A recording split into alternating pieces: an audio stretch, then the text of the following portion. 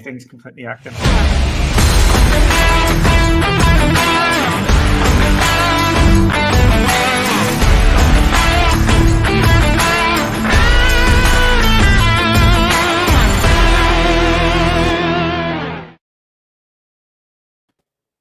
What's up, Cloud Gamers? Welcome to another episode of CGX Cast. This is episode 70.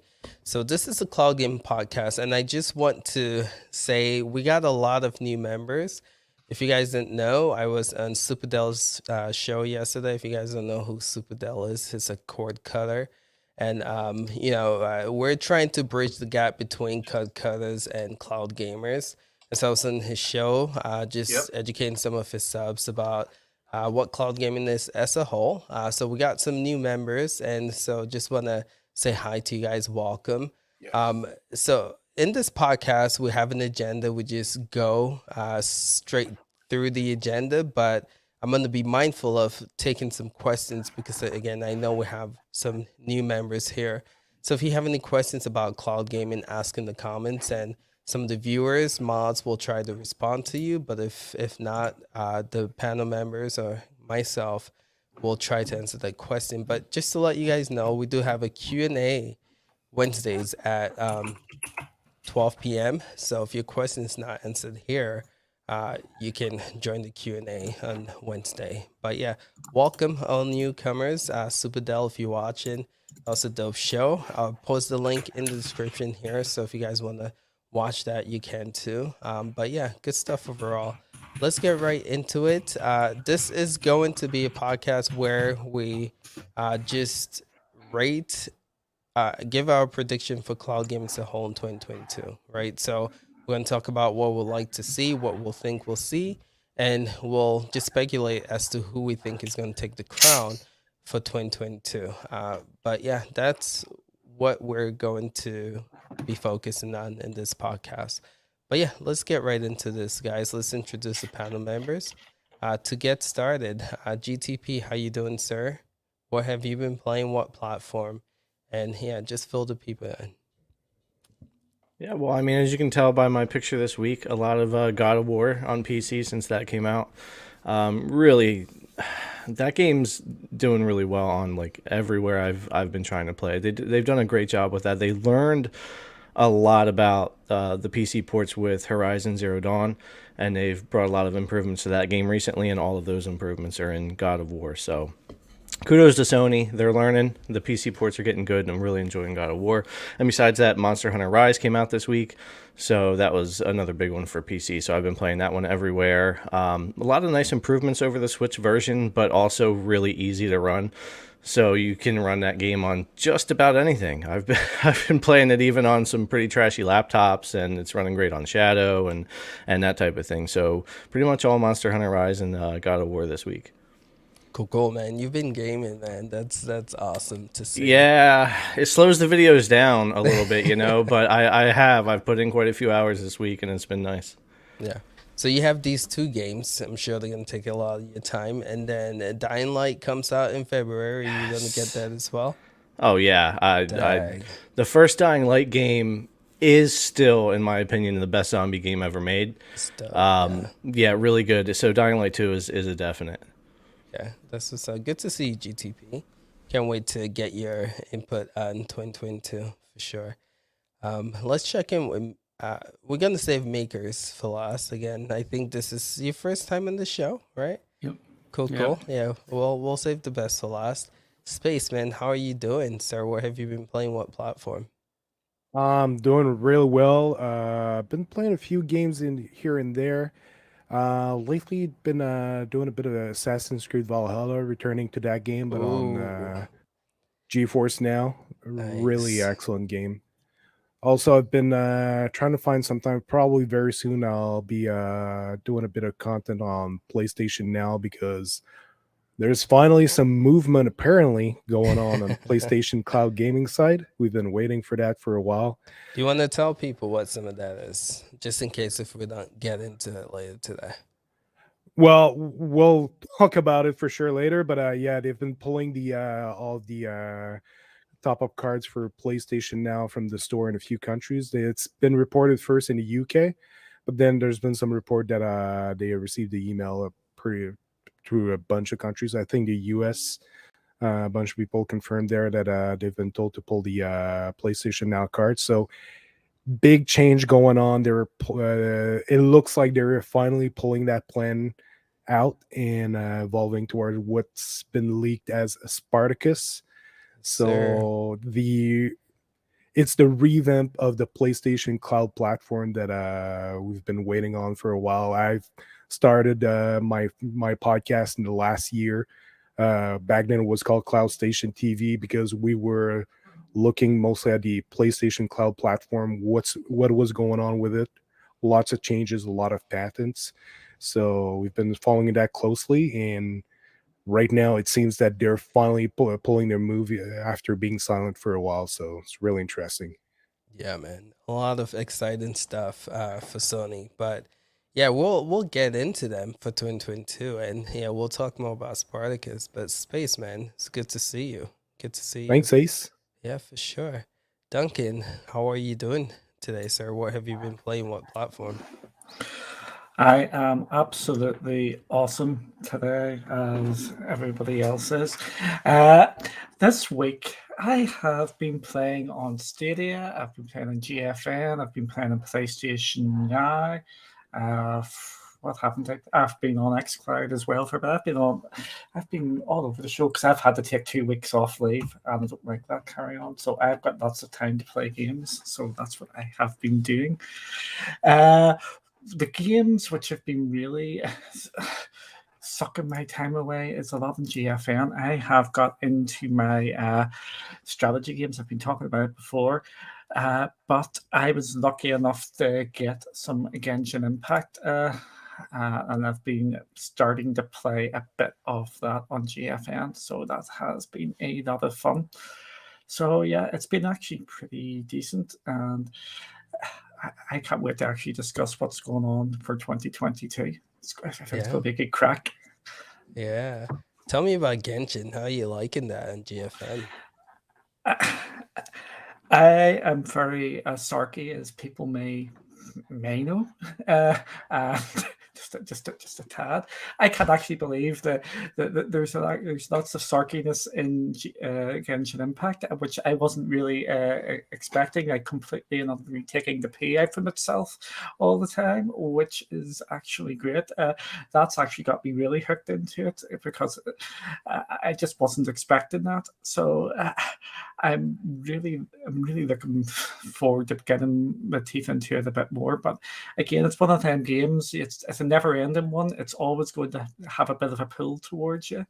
Yeah. And it's just I don't want more of them games, but that's all I seem to be playing. Because another game I've been playing a lot is Destiny. I've got back into Destiny, and that's just a time sink back in. It's just all of these time sinks of games, and I'm going, yeah, you're going to start playing this, and you want to play it. Oh, a Warframe as well. Oh man, how are you playing Destiny and Warframe both at the same time? It's me. I've got the crazy. attention span of a goldfish. I just jump between the two. What I'm liking about Warframe is you can just dip in and dip out again. You can do a mission about 20, 30 minutes. You can do a mission and back out again. I'm really loving that one. I've talked too much about games, so I've been playing too much this week. Yeah, no, I think. Go ahead. I think Duncan has access to the room of time and space from Dragon Ball. Yeah, I love Warframe, and I remember when we used to cover the Nintendo Switch, they didn't have Destiny, but they had Warframe. So I was big in Destiny, couldn't play in the Switch, so I shift to Warframe, and man, the game is I love it. I got to go back to playing it, but good stuff, Duncan. Let's check in with Cherimit Gaming. I can't remember. Have we had you in the show before? Or is this your first? No, this is my first time. Wow. Yeah, it's my Welcome, first time. my dude. Yeah, I used to watch. We used to watch every Saturday at my job. So Okay, awesome. Y'all be getting into it. So thanks. Tell the people what you've been playing and what platform, man. I don't know. I might get flamed in the comments. Well, mostly on Stadia. You're good. Mostly, I've been all over Stadia. I've been all over playing a lot of Stadia. Different games. I'd be having my little gaming up stream, so I just play different types of games on Stadia. I haven't gone back to the Nintendo Switch playing to play Metroid. I need to get back to that soon later. I have other yeah, I'm just hoping for the best for Google Stadia. Okay. So what you been playing on Stadia? Let's see. I mean, check. I mean, hold on. There's so many games I've been playing. I know I've been playing Shanti's. That's a good one. Shanti. I've been playing. Hold on, I'm just gonna check here. Darksiders 3, which is really good. I think surprised the hell out of me. That came out for a pro game, right? For Stadia. Yeah. Doom Eternal. I got Doom Eternal for a good price, $14. $16 with tax. 9 to 5. I've been playing a lot of that. Kroyos. I've been playing that. Rainbow Legends. I've been playing that. Darksiders 2. Been playing a lot of Stadia, different type of Stadia games. That's what's up, man. That's cool. And Wreckfest, a little bit of Wreckfest. Oh, Wreckfest, I heard right now. It used to be Grid, the go-to racer for Stadia. Then it shifted a little to Dirt 5. But I'm hearing like Wreckfest is the racing game to go to for Stadia these days, right? Good stuff. Cool. Good to have you on here, Sherman. And again, can't wait to get your 2022 predictions for this cloud game platforms. But let's check in with Maker of Chaos. First appearance in CGX2, man. How are you doing, sir? What have you been playing? What platform? I'm doing pretty good. Mainly been playing Final Fantasy 14, which isn't on the cloud unless you have Shadow. Yeah. So that's been my major time sink as of late, especially with the new expansion. But cloud-wise, I've been playing Horizon Zero Dawn in PS Now. So I've been playing that usually when I'm at work and it's a little bit slow. Getting ready for that for what is it? Forbidden West, right? Yeah. Yep. And for the other ones, played a little bit of Luna here and there with some games, and xCloud tried out Spelunky 2 and Anacrusis just to see how they were. Okay. Right. That's mostly it. Good stuff, man. Good to have you on here, Maker. And again, can't wait to get your input on the predictions too. But so pat myself on the back, beat my first game of 2022 with Kenneth Bridges Spirits. Took me forever. Congrats. But man, what an incredible game. If you guys haven't played that, played it in GFN. I went back to playing Final Fantasy VII Remake, such a beautiful game, trying to beat that game. But yeah, man, Rainbow Six Extraction. I don't know. I'm really excited for that game, so I'm trying to clear space in my backlog because I think that game might take a lot of my time. You guys don't know that comes out this week, the 20th. So, yeah, really excited for that. But let's take a sec to say what's up to the viewers. Yes, before you go, I'm just this isn't me starring. I'm just interested. Where are you going to be playing that? Rainbow Six Extraction. Yeah. Oh, well, it depends, man. Okay, so if it has Stream Connect, I'll be on Stadia. And they have to. So I really enjoyed the Rainbow Six port for Stadia. So it has to meet that fluidity and the graphics. But if it can meet that, give me Stream Connect, I probably would play it in Stadia. But if it doesn't, you can't turn away from that 3080, man. They might be pushing 120 FPS for that too in GFN, and 1440p shield, you got the 4K with it. So, Stadia's got to bring that stream, because that would be the main thing that keeps me on that platform. But yeah, I've got worries. I've got worries about Stadia and in particular Extraction, because if you've seen the PC specs, I think there is a possibility we could be looking at 30 FPS on Stadia. Don't do that. Please don't do that. They can't do that. If you look at the PC specs, they're quite hefty, if I remember it right. For Extraction? So it's much higher than Siege? Yeah. Well, Siege is an old game, though, right? Yeah. Siege came out quite a while ago. But the Extraction doesn't look like it graphically intense. So why is the requirement so high? It's weird. Yeah. So, anyway, Stadia, please give us 60 FPS for that game, man. Yeah. They can't do 30 for that. But yeah, it's exciting. That game comes out this week, man. So we'll be covering here GTP, I'm sure. Yes. Duncan will be covering it too. So it's going to be really fun to talk about next week in the podcast. Cool. So let's say what's up to the people. Space, I see you on here. Maker, I see you on here. What's up? Ray, good to see you, my dude. Octavia. So shout outs to Octavia. Again, she's from Dell's show. When I was on there last night, she had a lot of questions. So she's a gamer, I know, but I think, correct me if I'm wrong, but I think you're new to cloud gaming.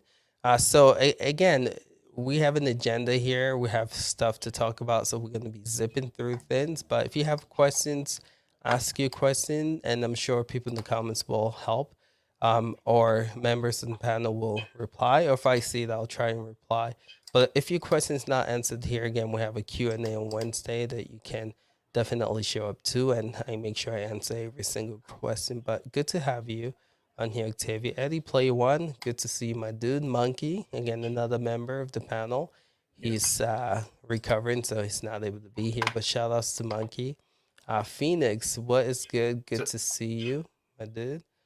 Let's see, Mr. Bram plays. What's up? Good to see you here as well. Space, I see you. Dino, good to see you. Dino, I think it's Dino, but good to see you. I hope I'm not butchering that. Porter, good to see you. Duncan, I see you in here as well.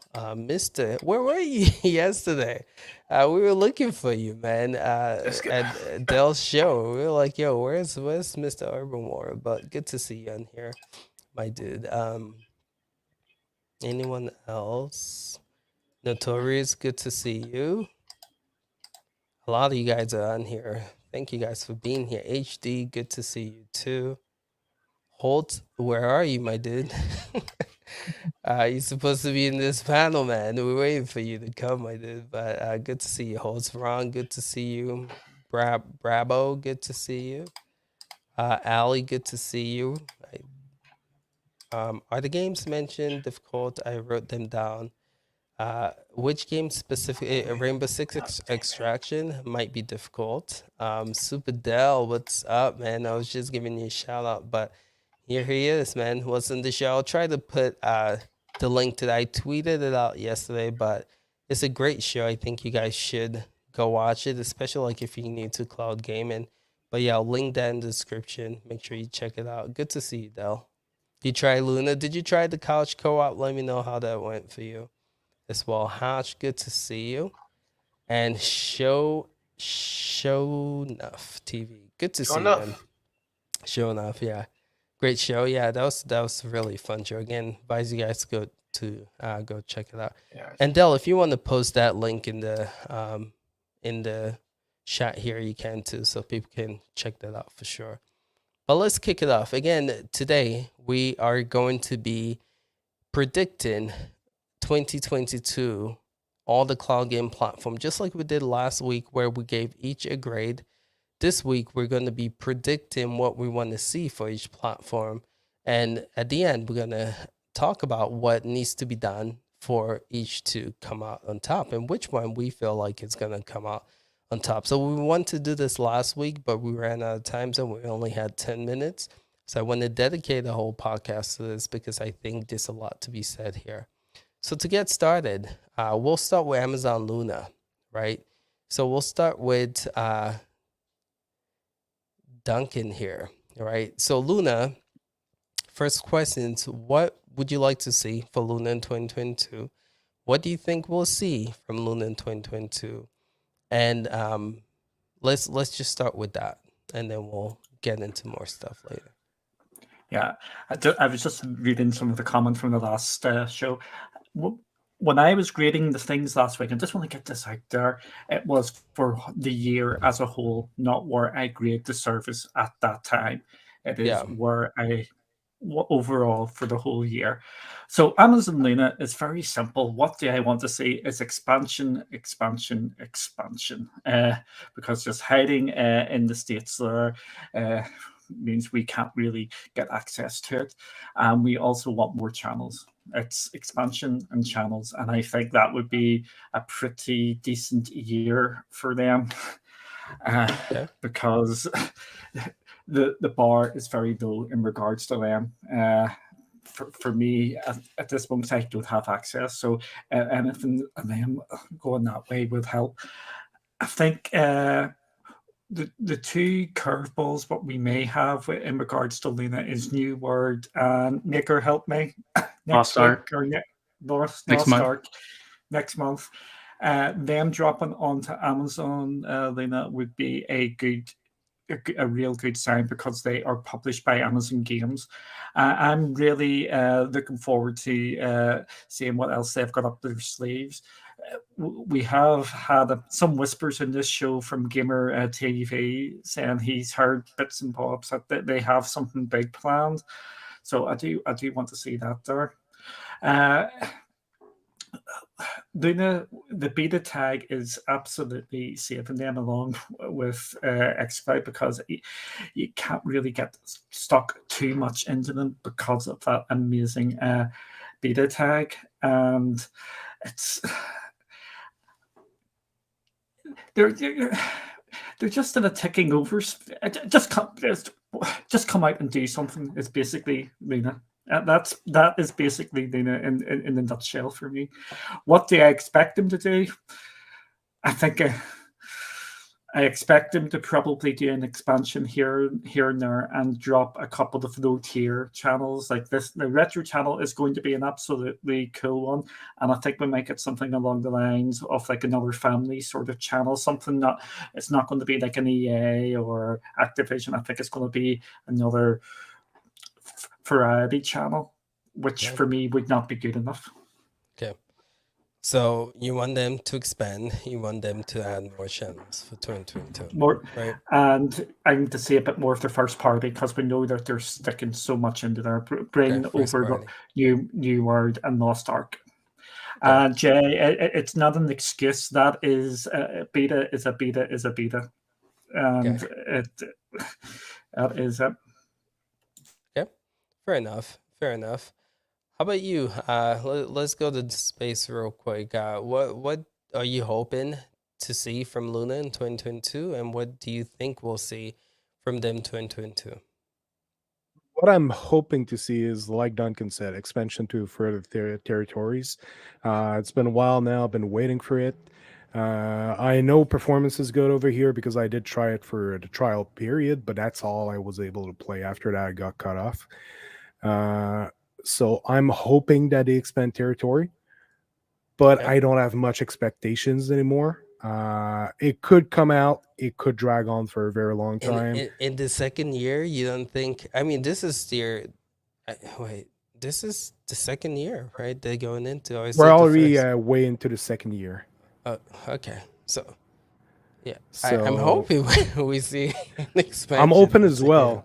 But yeah, keep going. The dynamic seems to have changed. Okay, on one side, I'm optimistic because we've seen a lot of the advertising for Luna at the Game Awards. They had a strong presence. They keep advertising. They got a strong social media presence. They're doing a lot of neat stuff. On the other side, you're looking at, we would have thought they would have more channels at this point. I think they got the grass cut under their feet by what's going on right now with GeForce Now. That's basically, without offering channels, it's almost similar what's going on right now with Origins, with EA.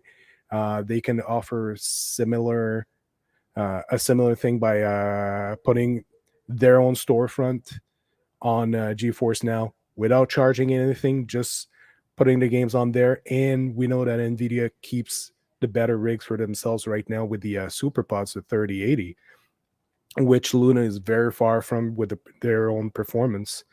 So because GeForce Now is giving such an interesting proposition, and they've been growing a lot, that might be seeping a bit of doubt into Luna, which is offering kind of a similar service like with the channels. It is a computer rig that they're offering at the moment. Very little cloud optimization and a very PC-oriented performance. So it's going to be remain to see. I'm hoping that they expand because I know they got a good performance. They got a good thing behind them. but it can go any of the two ways. Okay, fair enough. Fair enough. Thanks for that.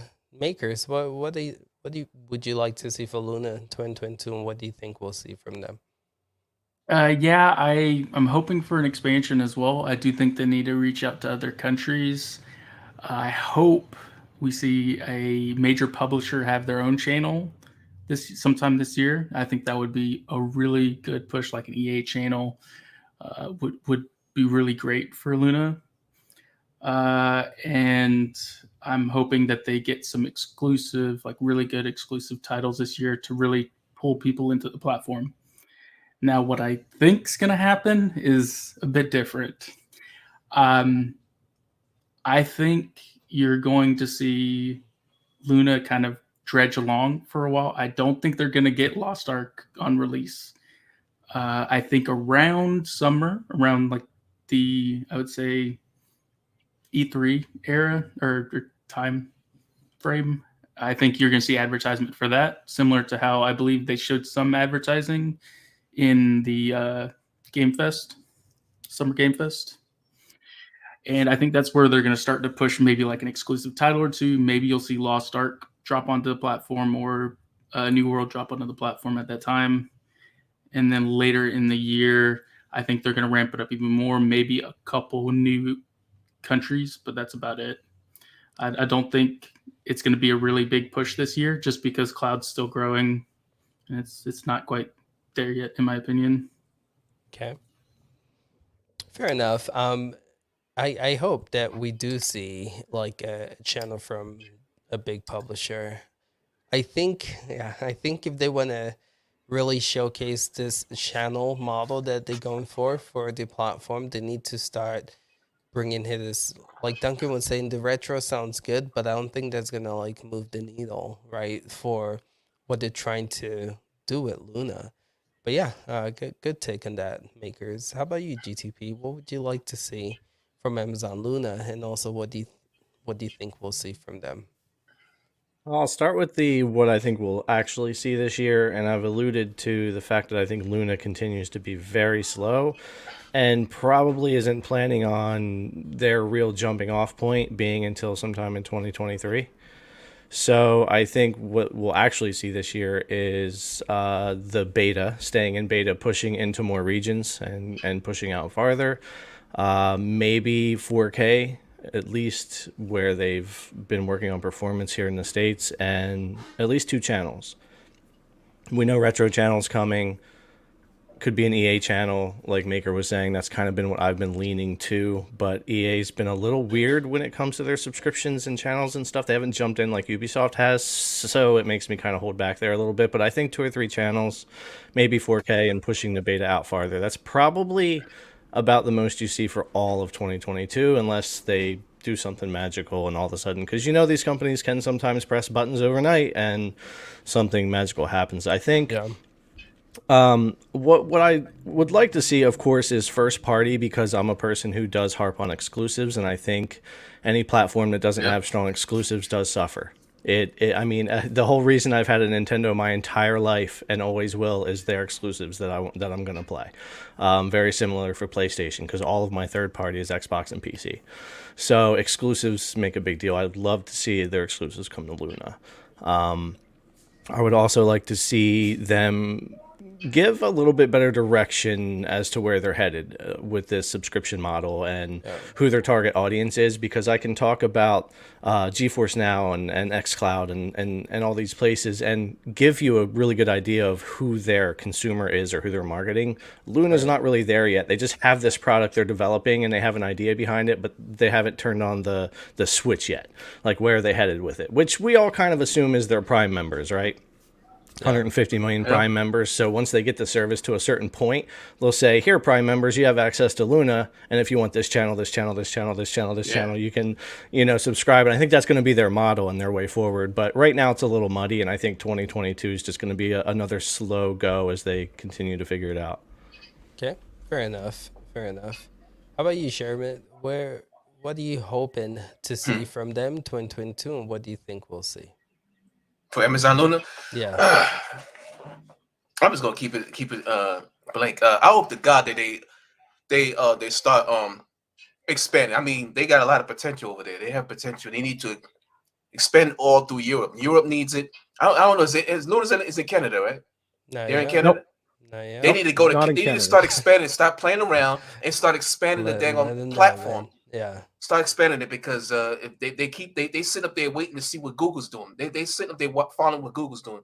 They better hurry up and start expanding. Started getting more games, getting more channels out there because before Google starts getting going, but they need to expand. That's that. They got a lot of potential. I do have them, but they have potential. They need to. Yeah. They need more games. Stop playing games. You know. Okay. That's So expansion and games are the two big things Yeah. you like to see. Okay. Fair If enough. I can add on a point about Luna is Sure. I think something that might have happened, like we see currently Stadia not doing commercially as well as they were hoping for. It's something that's been mentioned by the CEO over at Take Two. Not Take Two, but is that a 2K? Anyway, And what's going on? And Sweeney.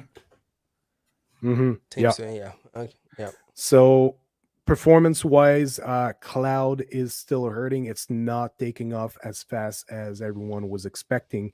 There's still a bit of a stigma in the market at the moment as compared to when they announced Luna and took off.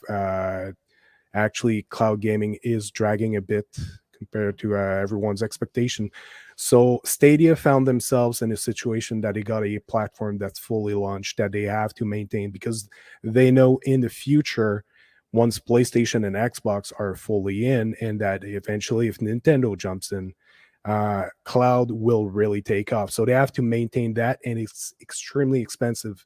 That might be why we're receiving a bit of a small withdrawal from Google on Stadia, because it's extremely expensive, but they have to do what they can to maintain the platform so that it doesn't die on itself. As for Luna, if they keep the beta tag and they keep it in US, it's a lot cheaper to maintain over time, so that once they feel the market is ready, then they can remove the beta tag. As compared to Stadia, then they will just need to ramp up the investment and put it on the forefront again.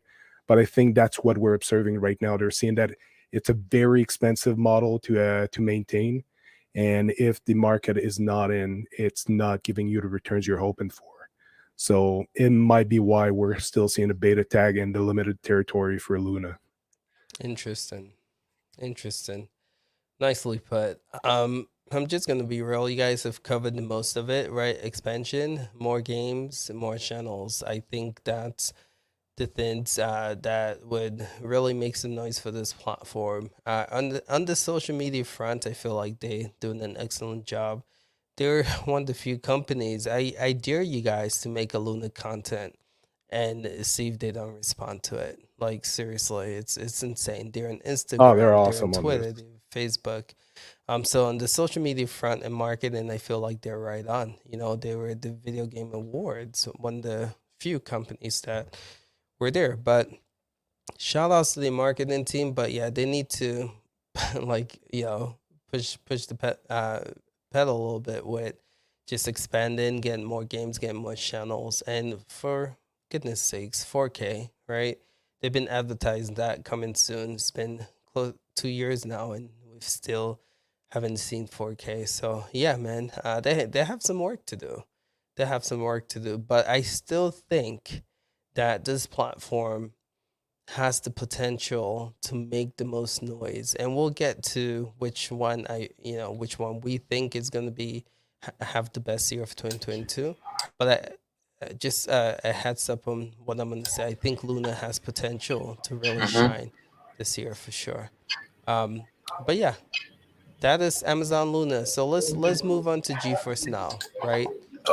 Let's talk about our expectations for GeForce Now for 2022. You guys, same question with Luna, right? What would you like to see, and what do you think we're gonna see? So to get started, Duncan, GFN, what would you like to see for them 2022, and what do you think we're gonna see from them? Last week, I was not expecting that much out from GFN this year. I thought it was going to be a nice, simple, get more games, more of these publishers on, more of your, I'm going to call it Aces games onto the platform. Yeah, what do you mean by that, dude? Yeah, you mean the bangers to show up the 3080 rig? Is yes, that what you mean? the bangers would show up the 3080, but don't actually get There you played in the go. PC market. Hey. Yes. You know what I'm meaning by that. But that's Fortnite news, which we'll hopefully get to the touch on later on today. I think that has some serious potential to actually blow up GFM for this year. Tell me why. Why have you not seen the buzz this week? Out there, the positive press and the excitement for people to be able to play Fortnite on their mobile phones again has really shaken things up there.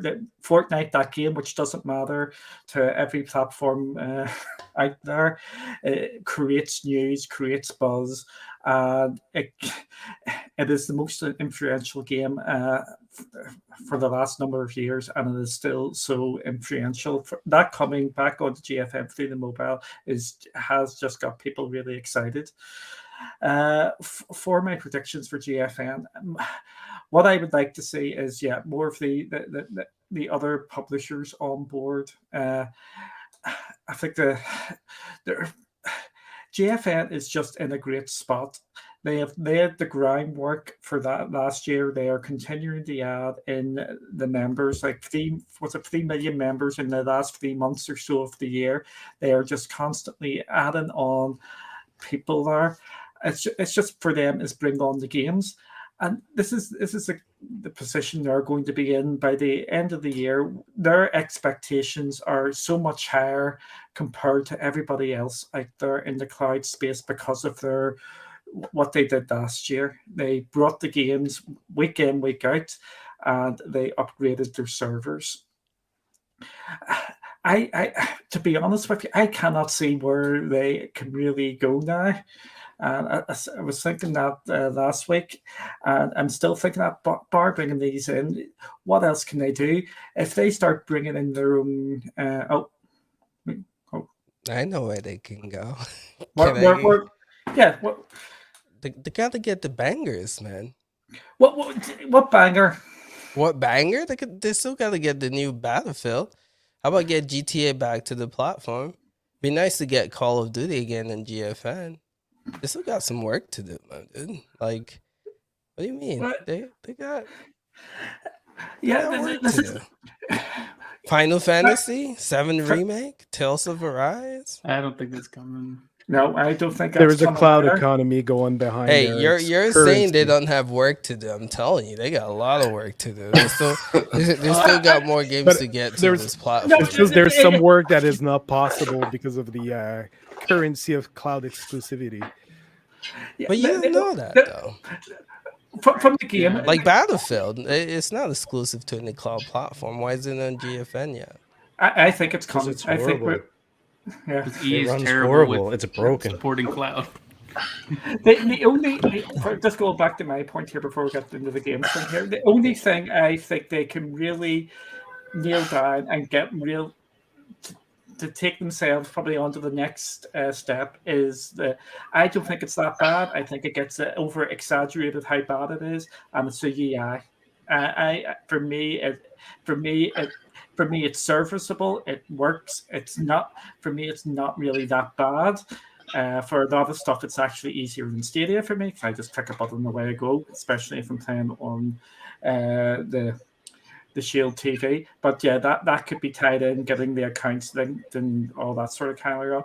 We do know the couple of big games. I wasn't denying the big games, which was if you want to wind it back. I said there's only a couple of real PC titles, and remember, this is a PC platform, not a console platform, that they are missing, and it is Activision Blizzard is the big one, and that is where they need to go. And you can just look over your video. You did a video over the last couple of weeks, the top 10 games on GFN on Steam. All right. Are they there more or less? What's the answer? Yes, they are.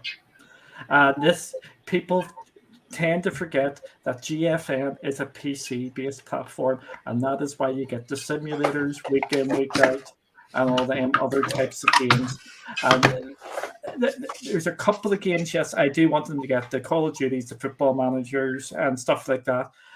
But we are going to be entering into the realm of subscriptions and exclusivity on the different platforms. We're going to be heading into that, and I've talked about that for a while, and it's going to affect GFN with them not having their own first party, but they're making up of it just due to the vast number of games they bring.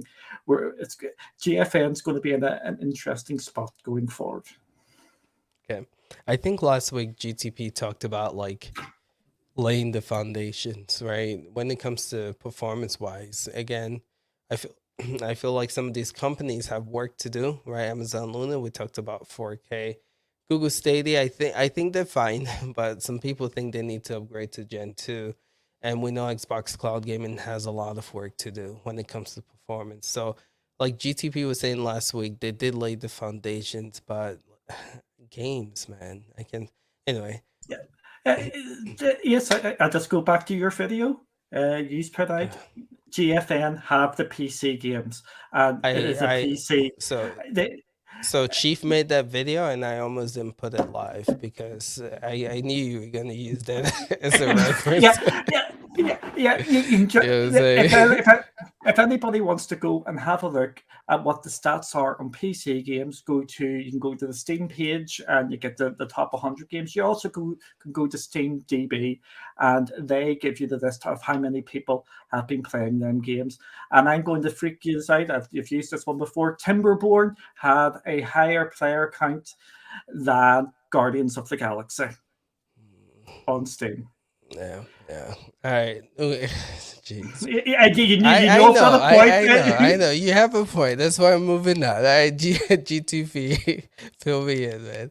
You're right on that one, Doug, and I'll give you that. But what's your take on GFN? What are you hoping to see, and what do you think we'll see in 2022?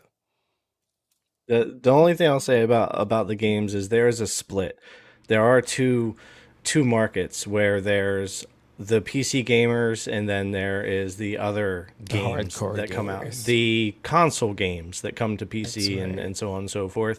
So there's two different types. I've noticed a lot of cloud gamers either came from being out of gaming for a long time and they've gotten back in, it's much more accessible, or they were console gamers that either couldn't get or didn't want to buy the newer gen stuff and got into cloud gaming, and they get, you know, if you're on console, you're getting every single game basically that is considered banger games coming out. So when you move to cloud and then you go to something like GeForce Now that is cloud and PC, it just feels different because they are getting the most popular games on PC for the market they're going for, but they are missing a ton of what we would consider the AAA console banger type games, and you'll probably never see all those fill in. We're going to see, I think, a ton of fragmentation among cloud gaming and games and deals happening and lots of things that are going to be going on. So I think if you want to play all the different games, you're just going to be subscribing to many different services anyway. I'd love to play all the games on the 3080 tier. It's my favorite cloud gaming tier, but unfortunately it doesn't have them all there. But I did play Guardians there, and I did play Riders Republic there exclusively. It's the only two games I've ever played exclusively in the cloud. Kenna I played there, but I also beat it on PS5. Right. Guardians and Riders Republic are the only two games I've ever just exclusively played in the cloud and didn't play anywhere else. And that was on the 3080. And those were big releases, right? Because I do tend to gravitate to those myself as well, just like you. Right. So for me, there's a lot of games missing too, but I also recognize that they are getting what's considered the most popular games for their market base. As far as what they do this year, I mean, tech-wise, they're kind of there. I think they need to continue ironing out some of the features that people want, some more of the account linking, some more streamlining of that kind of stuff, and they're doing that. And it's not just about the 3080 tier. We have the free tier that if they're going to continue that, they might have to work on a little bit. They have the priority tier, which does have its own little hiccups and issues and outdated hardware here and there, unless you get on a new 3060 rig, right? So there's little tech things that I think they'll improve all year long. They'll just continue to get better because GFN right now is definitely, in my opinion, top when it comes to the tech for streaming cloud. They'll continue to work on content. Is it going to be Ace games? I like that because that's what Duncan uses now. They're going to be Ace games? I don't know, but they'll bring hundreds of games. I'm sure they're going to bring heavy hitters. They'll continue to grow. We have seen them grow by the millions every time we get an update, you know, from 8 million subs to 10 to 12, 13, now 15, and it keeps growing, and it's doing that for a reason. So the content, continuing to improve the tech, and as far as what I'd like to see from them, I would like to see 4K on PC. Shield TV is great. That's awesome. 4K HDR is gorgeous on the Shield TV. It's mind-blowing. But I want to see some kind of 4K, even if it's not that good. I want to see some kind of 4K option over on PC. I think that would be a big one for me. 1440, 120 is awesome. That's where I would game a lot anyway. But I just think it would make a little bit of a splash if they brought 4K to more devices. So that would be one for me. I agree. Even with, you know, Android TV as a whole, right? I mean, right now, so limited. You can only get 4K on Shield TV. If they can expand that too, I think it'll be dope. That's my concern about the Samsung Quarter 2 TVs is we don't know fully yet how that's going to run. We know on LG it's 1080p, no HDR or anything, right? So is the Samsung app going to upgrade and allow the 4K? Or are they still going to be 1080 on a brand new 4K TV? It's 1080, and they are going to upgrade it in court. No, they're going to up it to different, to higher later on during the year. So I would assume they'll update it down the road, even the LG TVs to do 4K. But I'm just saying, as of now and as of launch of those TVs, it's going to be 1080. So you're still going to be like, if you're paying for a 3080, you're probably still going to want to go get a Shield if you want 4K HDR. So I'd like to see that change a little bit and see that 4K HDR support kind of roll out to more options. Yeah. I just want to shout out, thank you, Mr. Urban World, for helping. Again, I said this earlier. There's a lot of new people coming into this channel because of the Superdell show we did last night. So thank you guys. I know I'm seeing a lot of questions in the chat. Thank you guys for helping out. But yeah, if you have questions, I will try to highlight it and point it out. But if we miss it, if members can help out, or panel members, you know, if you guys can help out too, that'll be great. But again, shout outs to Mr. and thank you for helping for sure. All right, let's hop over. I just want to do one. It was just to expand on what GTP said. I said this, but in the private chat before, he said I wanted to say one wee thing. One thing I do want them to change this year is the free tier membership. I think that needs a hell of a lot of work because I think that's actually putting people off the service rather than helping it. And so what don't you like about it, and what would you like to see them improve with the free tier? To be honest, I think they should nearly scrap it. To be completely honest with you, I agree with Duncan on this. It's not representative of the service. Yeah, I know why they've got it. They've got it as a sampler, but I think they could do it slightly better than that because it's actually probably doing more harm than good in a lot of ways. So what don't you like about it though? Like, how is it doing harm? Like what? It's not harm, but people are getting a free lunch basically with the free tier because they don't have to pay for anything and they just bring their games across and you can play Fortnite. I know why they've got it there. They're trying to use it as a Trojan horse to get people to sub to the other one, but I think it's actually putting people off because as soon as they see the queues, because we've seen the queues, the screenshots, 300, 400, 500 people doing it, and it just creates such a negative sort of press for them as such, or I just think that the free tier needs work. It's not just that as well. It's the fact that the free tier also doesn't retain all your passwords and everything. So the fact that you can log in easily in a GFN game without logging into your Epic account or your Ubisoft, that's when you're in a paid tier. If you're in a free tier, you have to re-enter all the information. That's perpetuating that belief that this is GFN, that every time you want to log into a game, you have to put all your logins. It's not true anymore. But if you're on the free tier, it's still there. Okay. This is good to know, GFN. If you're watching, do something with that free tier, upgrade it, take it and remove. I don't want them to remove it, but make it a better experience for the users. I'm assuming. But yeah, who we get? I think Jeremy, we didn't get you yet. Yeah. Right. 2022 GFN prediction. What would you like to see, and what do you think we're going to see? Oh man. Well, GFN. I see them just doing what they've been doing in 2021. Just adding more games, expanding with the graphics. They might even, if there's a new graphics card come out, down the road they might have a bigger graphics. I think they're more catered to PCs and more PC gamers rather than casual. I think they're gonna expand on more games, more games, and maybe even more territories. But I see more games coming. I see they're gonna start. Maybe they might bring Resident Evil. I also think they might do something with that free tier, because it is, like Duncan said, I hate to say it's a disaster, because I hate to say it. I don't want to say all that, the free tier, because you got to wait in the queues and everything. But other than that, yeah. What games would you like to see them get, GFN wise? the Resident Evil games. Thank you. Resident Evil games has to be on GN. Yeah. Keep going. The basketball games have to be on there. Thank you. Keep going. Sports. Let Duncan know what games they need to bring to this fight. Keep going. I like this. Hopefully they bring all the because there's some games that's on other platforms that's not on GFN. Is supposed to have mostly all those games. That's right. But then you gotta pay. What kills me with my predictions, they need to lower the queue. They also have the queue in the paying section too. I saw somebody made a comment.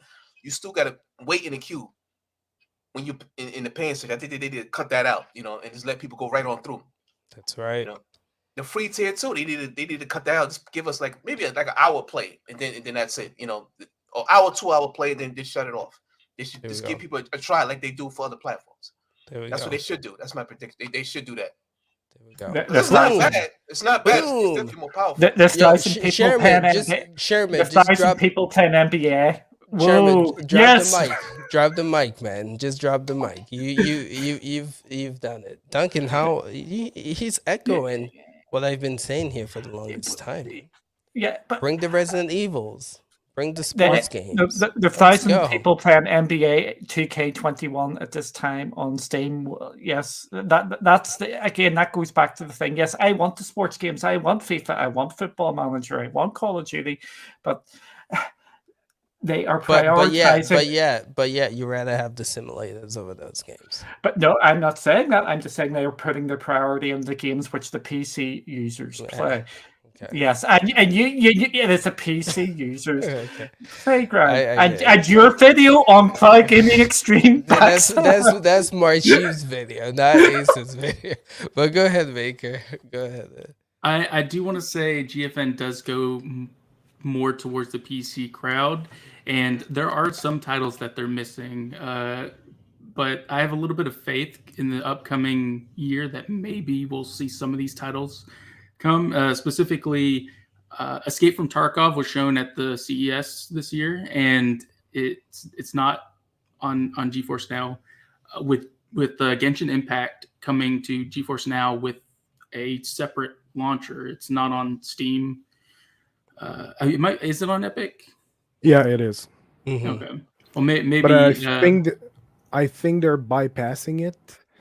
For Genshin Impact, you have to log in with MiHoYo directly and not through Epic.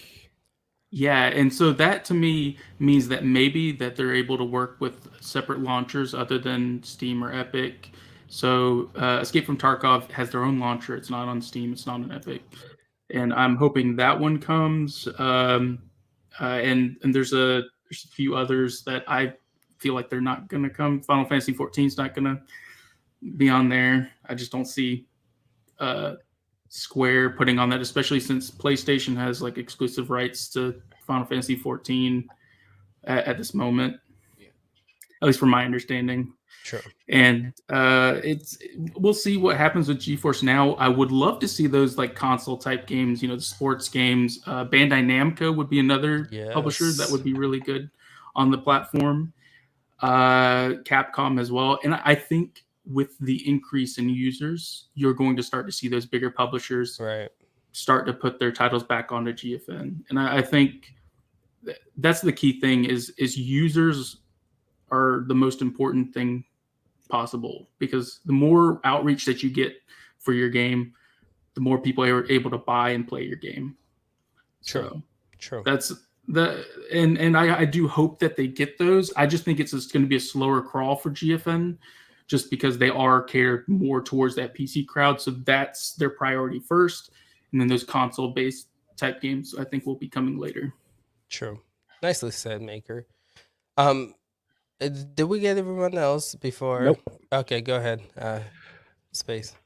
For GFN, we've seen in the past year, they've launched in a few more territories, a few countries where they built brand new servers. They are expanding fast. It's Nvidia. They've been making tons of money. So I think this is something we're going to keep seeing in 2022, expanding in more territory, more servers in Brazil, because over there's a strong demand and there are queues over there at times. So they need more servers over there for sure. Some things that we're seeing right now that I hope we'll see more of. Well, the last news that just came with Fortnite. Everyone is looking at the news of Fortnite going to GFN on mobile. That is a big news. But the one thing that got my attention out of this is the mobile control, and that is opening a big door on GFN. It's one of the things that most cloud gamers have been looking at GeForce Now, saying that it's just a PC in the cloud, it's nothing more. This is rectifying that issue. It's a cloud gaming specific feature.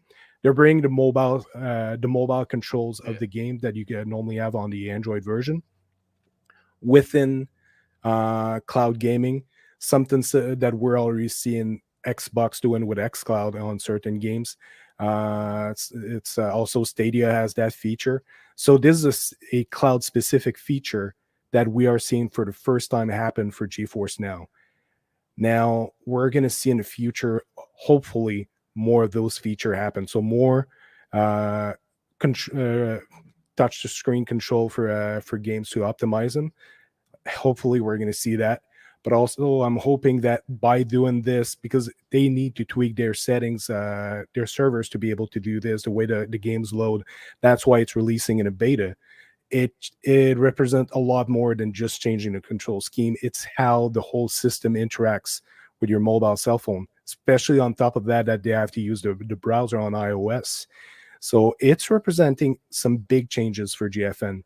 So I'm hoping that into the future, as we're seeing a lot of devs looking at cloud native games. So I think not too long ago, Sega announced that they're opening a studio that's working on cloud specific games. Xbox is doing one. It's most likely going to stay on Xbox. We're seeing there's rumors that Ubisoft is trying to tackle that as well. So those titles could come to GFN with the cloud native format on it. So this is opening a very interesting door on GeForce Now for the future. Awesome. Yeah. Geez, Space, man. Good stuff. You got me thinking, man. You got me thinking. Good stuff, Space. So Octavia, thank you for the $20 super chat or donations. Really appreciate it.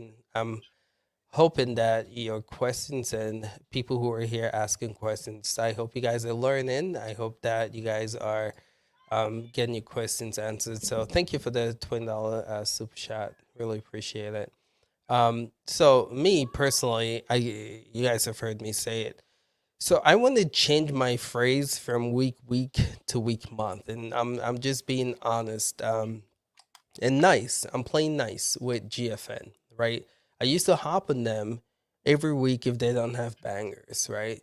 So I'm gonna change my stance and say at least every month they have to have one banger.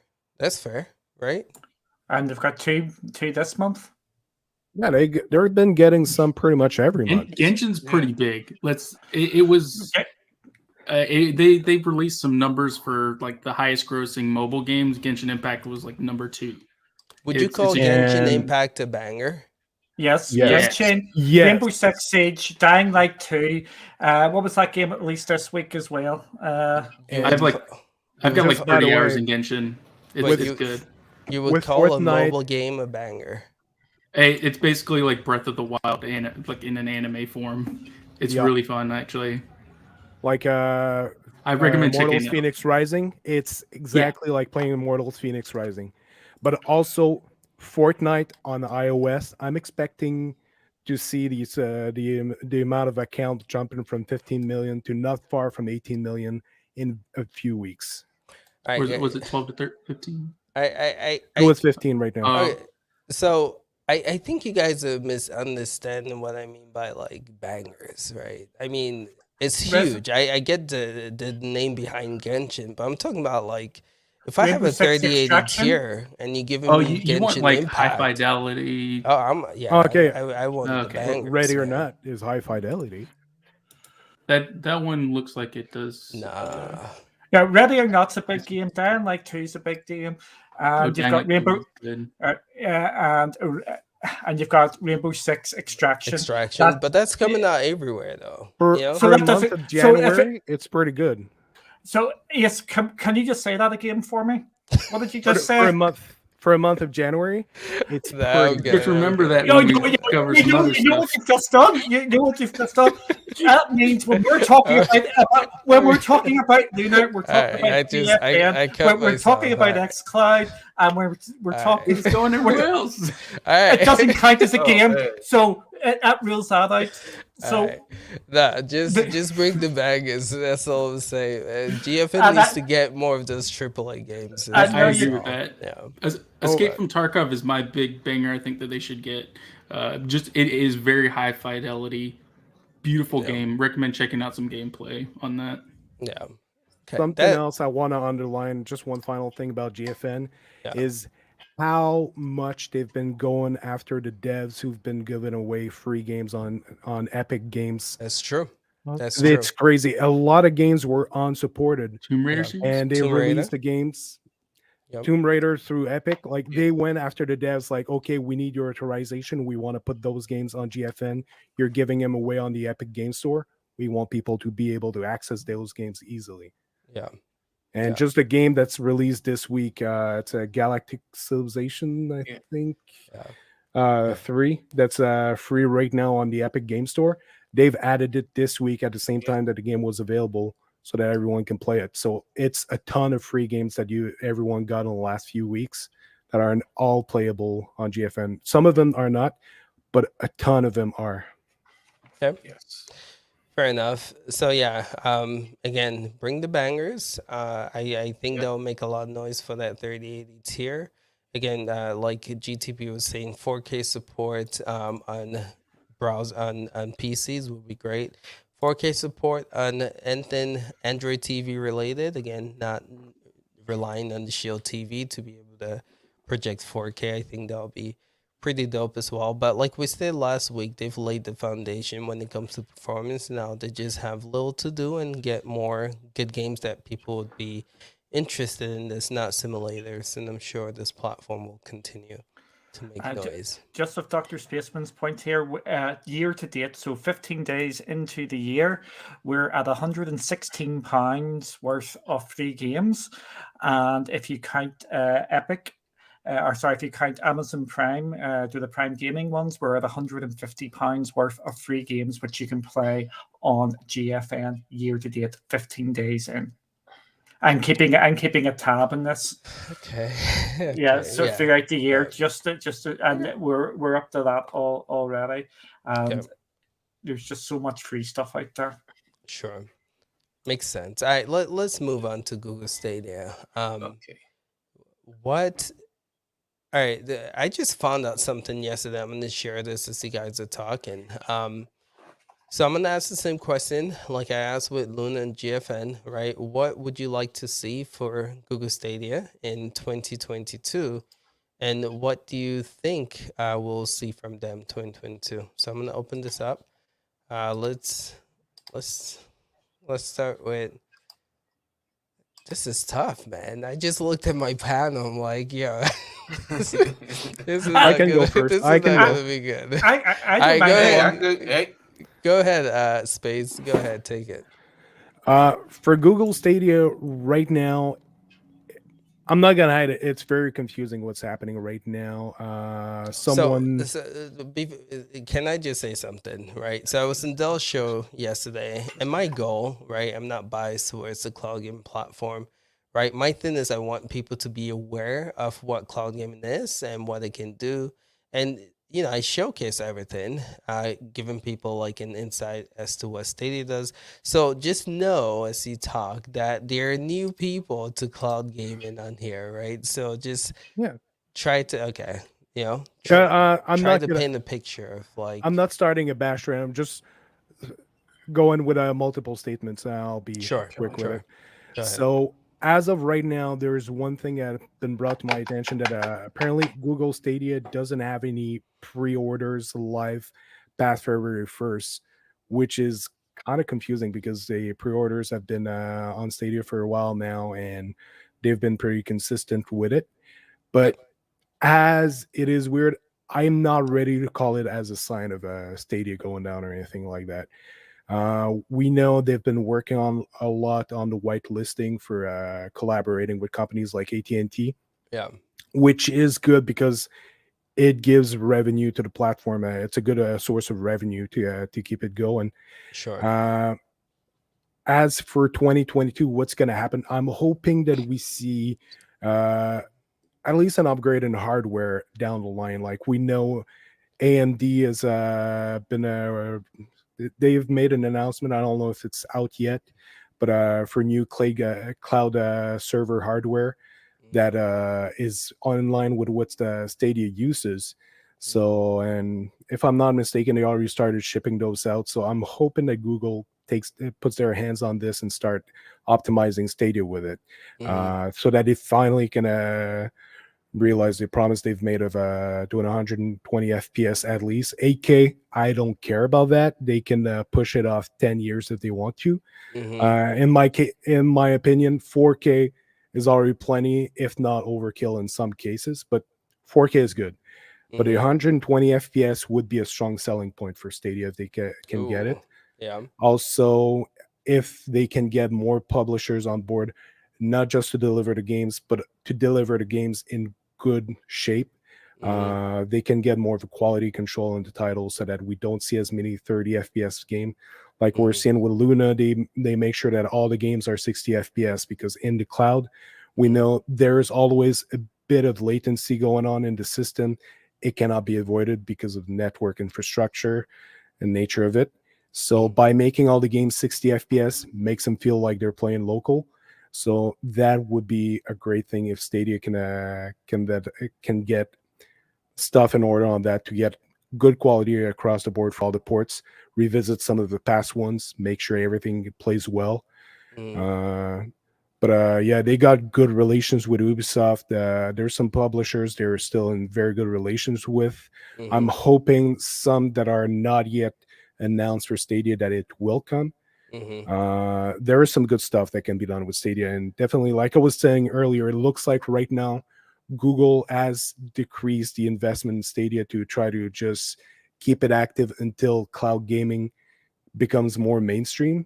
As we're going to talk in a moment, we're going to see PlayStation do a big move this year, which I'm hoping will actually bring everyone's attention to cloud gaming, and that will be the signal that Google needs to repump a lot of money into Stadia and make it the platform we've been wanting them to be. There's a lot of potential for Stadia. It's not dead at all. There's a lot that can be done. I'm just hoping to see the cards flip and everything go right where they need to be. Couldn't say that any better. But just want to point out something here. So again, I was on Dell's show yesterday, right? Just letting the cutters know about cloud gaming, right? And this was so embarrassing because this was live, right? So a member from that show was like, hey, you know, I was praising Stadia because it's like, if you guys want to test out cloud gaming, you can actually test it out for free, right? All you need is a Gmail account, log on to Google Stadia and test it out, see if it works for you. If it doesn't, then don't use it, right? And so a member from that show was like, well, I am trying to get the free tier of Stadia. How do I do it? I was like, well, you should be able to just log on to the website. And so I tried to demo that, right? Logged on to Google Stadia, and you guys have seen it right here, right? We're talking about marketing.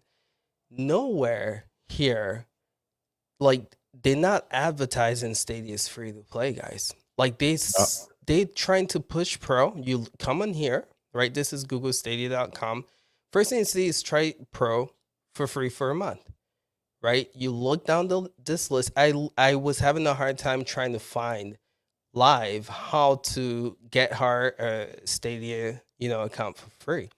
So again, I'll get to my take, but just want to highlight this before I forget. But look at this, guys. Like, for $9.99, again, still trying to market pro. Imagine if people knew that this is a way to game, especially like with the shortage of all these consoles and RTX 3080s and 60s, that you can game for free. I think that would make a lot of noise, but as you've seen it here, they're not advertising that at all. So people don't even know that you can actually play Stadia for free, which is kind of, a bummer. They're here trying to push pro. There is a way to do it, pro. But you have to directly go to the free-to-play titles page. That's how you get around it. It's too much work. Exactly. It's not consumer friendly at all. Yeah, if you come to this is Google Stadia's where it should be right here where it's advertising pro. Just advertise that you can play Stadia for free without needing anything. I don't see a free tier listed anywhere on there. They need to at least mention it. Yeah, and if you come down here to the facts, right? It states how much does it cost. All it says is you can also buy games individual in the store. It doesn't even say you can play it for free still, right? It says Stadia Pro is free for a month. Nope. Free for a month, and then you have to pay. Look at that. There's nowhere stating that Stadia is free.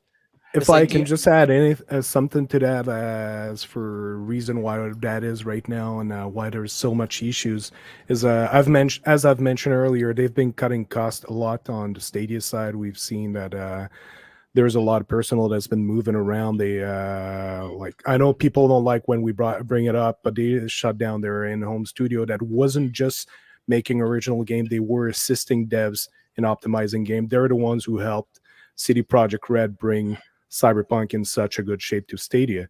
It's one of the division at SGNE that helped them make that, and their division should have stayed, but it got closed.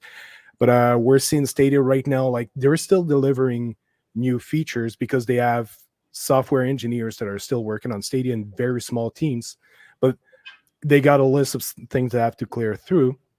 And as they clear through it, it'll release it on the platform. We're seeing that go live. But as for the marketing of the platform, presentation and everything, they really have a skeleton crew working on this. So that's why we're seeing that kind of thing not resolved, sadly. So they need to hire more people to work around Stadia to tackle the issues that there are as for approaching the market. So it's the kind of issues we're seeing lingering with Stadia, sadly. True. And Jay says it's a known fact that you can place, and it's a known fact to the hardcore, right? A lot of people still don't know Stadia exists. Exactly. So I don't Jay, think that's gonna. I want to say this to Jay. If you go into any of the Stadia stuff, which is on Twitter or anywhere else, the number one thing out there is people think you have to pay the subscription on top of getting the games. It is it's one of these false things which is out there, which we need to communicate better and get out there that Stadia is free to play and you can just jump onto it and play Destiny 2, PUBG, and all them sort of games for absolutely nothing on the platform. So, it really does need to get out there that it is free, and that page there is an absolute cluster. Yeah. And your mama knows this saying, Stadia are afraid that people won't subscribe to Pro. I don't think Pro's the end game for them making money in this play. It might be, but I don't think that's a good enough reason to not market free. It would be good So if why you do you have a advertise it on the free main then? page, but not Yeah. force it. Yeah, don't force And it, but advertise it. You know? also, if you could just highlight PSX guys and reviews comment there, because he's basically commenting on something I said. They do have still the support leads, the developer support leads. It's still part of Stadia, but it's a very small team. When SGNE was there, they had a much bigger team available for that, along with engineers, part of the game making crew that was able to support them. Now it's just a bare bone. It's more of a there are more legal people working on bringing the games over with some support to understand Stadia better at the moment. Ace Banner. Ace Banner. All right, let's oh yeah, thank you. let's keep the show going. We still got other platforms to cover, but GTP, let's hear from you, man. Stadia 2022, what do they need to do, and what do you think they'll do, right? I'm really glad that you just showed that page, because last year when I had to sign up for a free tier to do a video, it drove me insane figuring out how to make a free Stadia account and just run at 1080p. Like it was a mess. I couldn't believe how hard it was. So because I do have a free and a pro, so yeah, that was a mess, and it still is. I see. I'm not so much going to try to predict what Stadia is going to do in 2022, because honestly, I have no idea. They were able to keep the promises they had for 2021, but it was no doubt a bit of a rough year for them.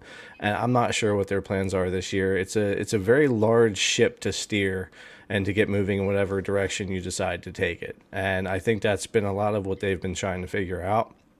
I think in 2021, while they were bringing out all the pre-planned stuff and that was able to kind of just happen, I think they were behind the scenes working on what direction is Stadia going to go for 2022 and 2023. I don't think Google wants to abandon it, because the amount of just sheer money out there to tap into in the gaming world and how cloud's going to grow.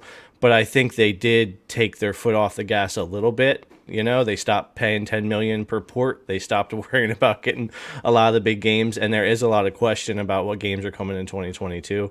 I'm not super worried about that pre-order page that happens on consoles as well, where all of a sudden there's like no games on there to pre-order, and then they'll load them in, and we know games like Avatar from Ubisoft and stuff are coming to Stadia this year, and that's not on the pre-order page and will be eventually and stuff like that. So I don't think that's much of an indicator. But what I would like to see from Stadia for 2022 by February or March, worst case, is a roadmap for everybody, so that we really have a good idea where they're going.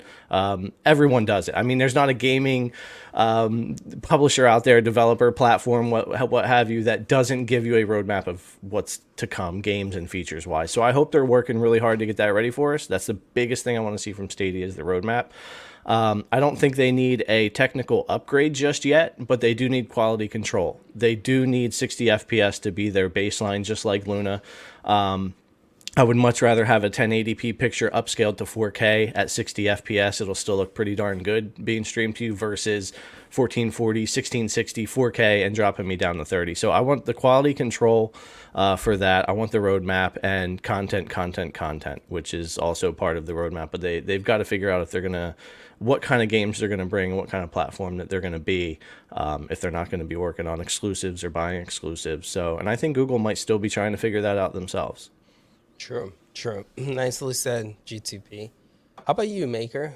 2022, what do you see? So, we're going to start with what I really hope happens with Stadia.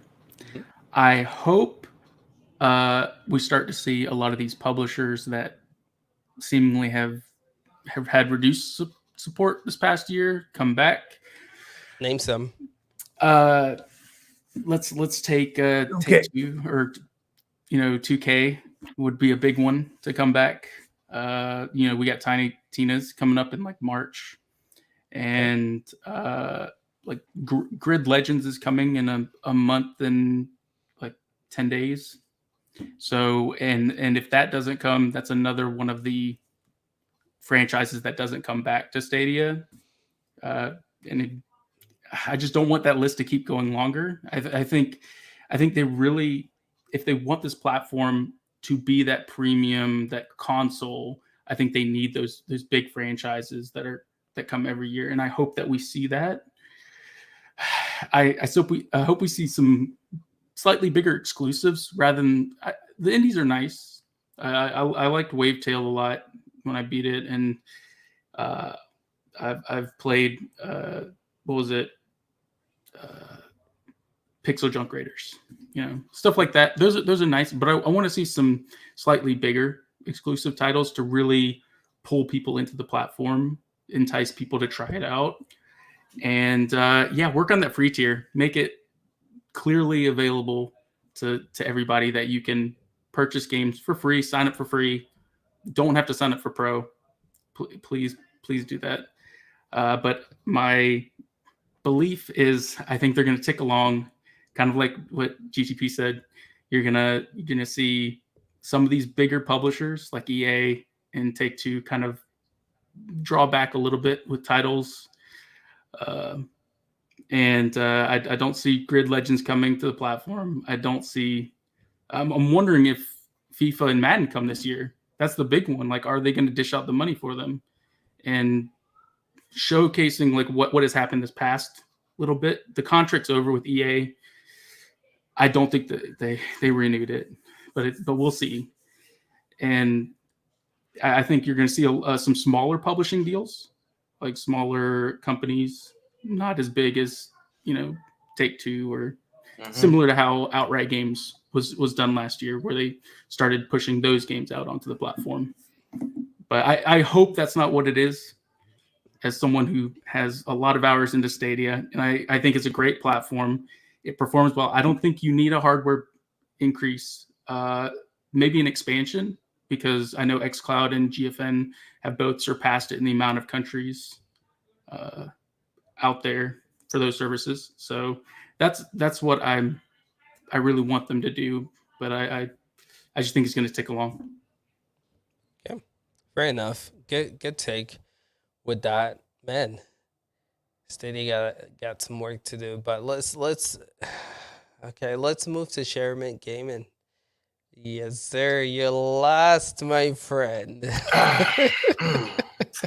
Well, go ahead, Sharon. Break it down. What does Stadia need to do for you in 2022, and what do you expect that they will do 2022? This damn. Oh man, I hate this.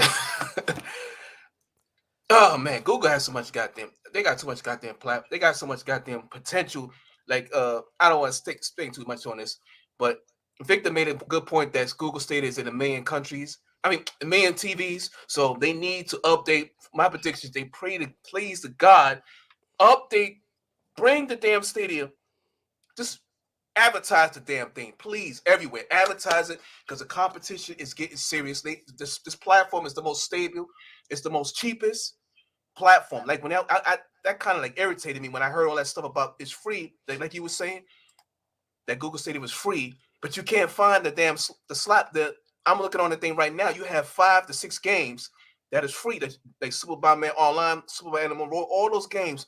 PUBG, you can play literally free, but they don't advertise it on Stadia. They don't have the switch to let people know. Right. And they have to upgrade the hardware. They need to bring more publishers to the platform. Stadia is the best in this thing. They just needed it. It's the same thing that's happening with the Wii U. That publishers not bringing games to the platform. It's just developers. They want money, and Google is gonna. If Google is gonna have to get these games, they're gonna have to fork over some money. They're gonna have to do what they got to do to bring the games over. That's what they're gonna have to do. Right. So let me ask you this question. Right. We know that they did that like the first year, right? Getting games like Cyberpunk, paying 10 mil for Resident Evil Village, and all those games that they paid highly for Red Dead. Just rumors of Red Dead Redemption 2. Yeah. Just curious, why do you think they're not doing that anymore? I don't know. Yeah. I don't know. Okay. Do you think they should start again investing in these AAA games? So do you? They may have to. They have to get people more entice more people to come over. They have to. But that Right. marketing has to get stronger. Because like I was saying with Amazon Luna, they have marketing. As soon as if you make a video, they own you. They're not playing around. They on Stadia Heels. Then you got GFN and GeForce Now, and they think you said xCloud. I think you said that's in other territories now. They expanded. Google needs to expand more. They got to go into South America. They need to go. They need to go to Asia. They got strong internet over there. Right. You know, too much potential. Google. I don't know what they're. I mean, I love Google. Google's. We're gonna see, and they need to get more publishers, please. 2K, Amazon, not Amazon. Activision needs to come on to the platform. For God's sake, it's about time that they more publishers need to come to the platform. They do what they got to do. Bring it aboard because listen. They better do something. They got to get it. It's bar none the best deal you're gonna get, and it's definitely you play these games for free. So true. Hear you. Thanks for that, Sherman. Okay, Duncan. That's me. Why are you doing that for me? We gotta make it dramatic, dude. You know, people are you understand? We have 50 plus people watching right now. The antennas are waiting for this moment is your moment right here. Right? Can we just say I'm not waiting for you right now. I'm not the most negative person on here about Stadia, and I'm not going to drop who it is. I don't think it's negative. It's entertaining. I don't think it's negative. It's just entertaining. Okay. So go ahead. Yeah. The floor is yours, man. The floor is mine. The floor is yours. Yeah. First of all, I just want to say thank you, Stadia, for actually listening. And what Inlaid has produced this week with the responses to the 3 wishes was absolutely fantastic. I think that was exactly what we're going to be seeing. Just to further this, we've seen Jez from Windows Central do basically exactly the same as him. So Inlaid, absolutely brilliant. Unlike the Xbox one, you could see what the stats were coming out as, and I think we're going to be all in agreement with this. It's games, and games. That is what Stadia needs to bring this year. And for me, the number one thing they cannot afford to do is to lose more franchises not coming back. FIFA and Madden need to come back this year.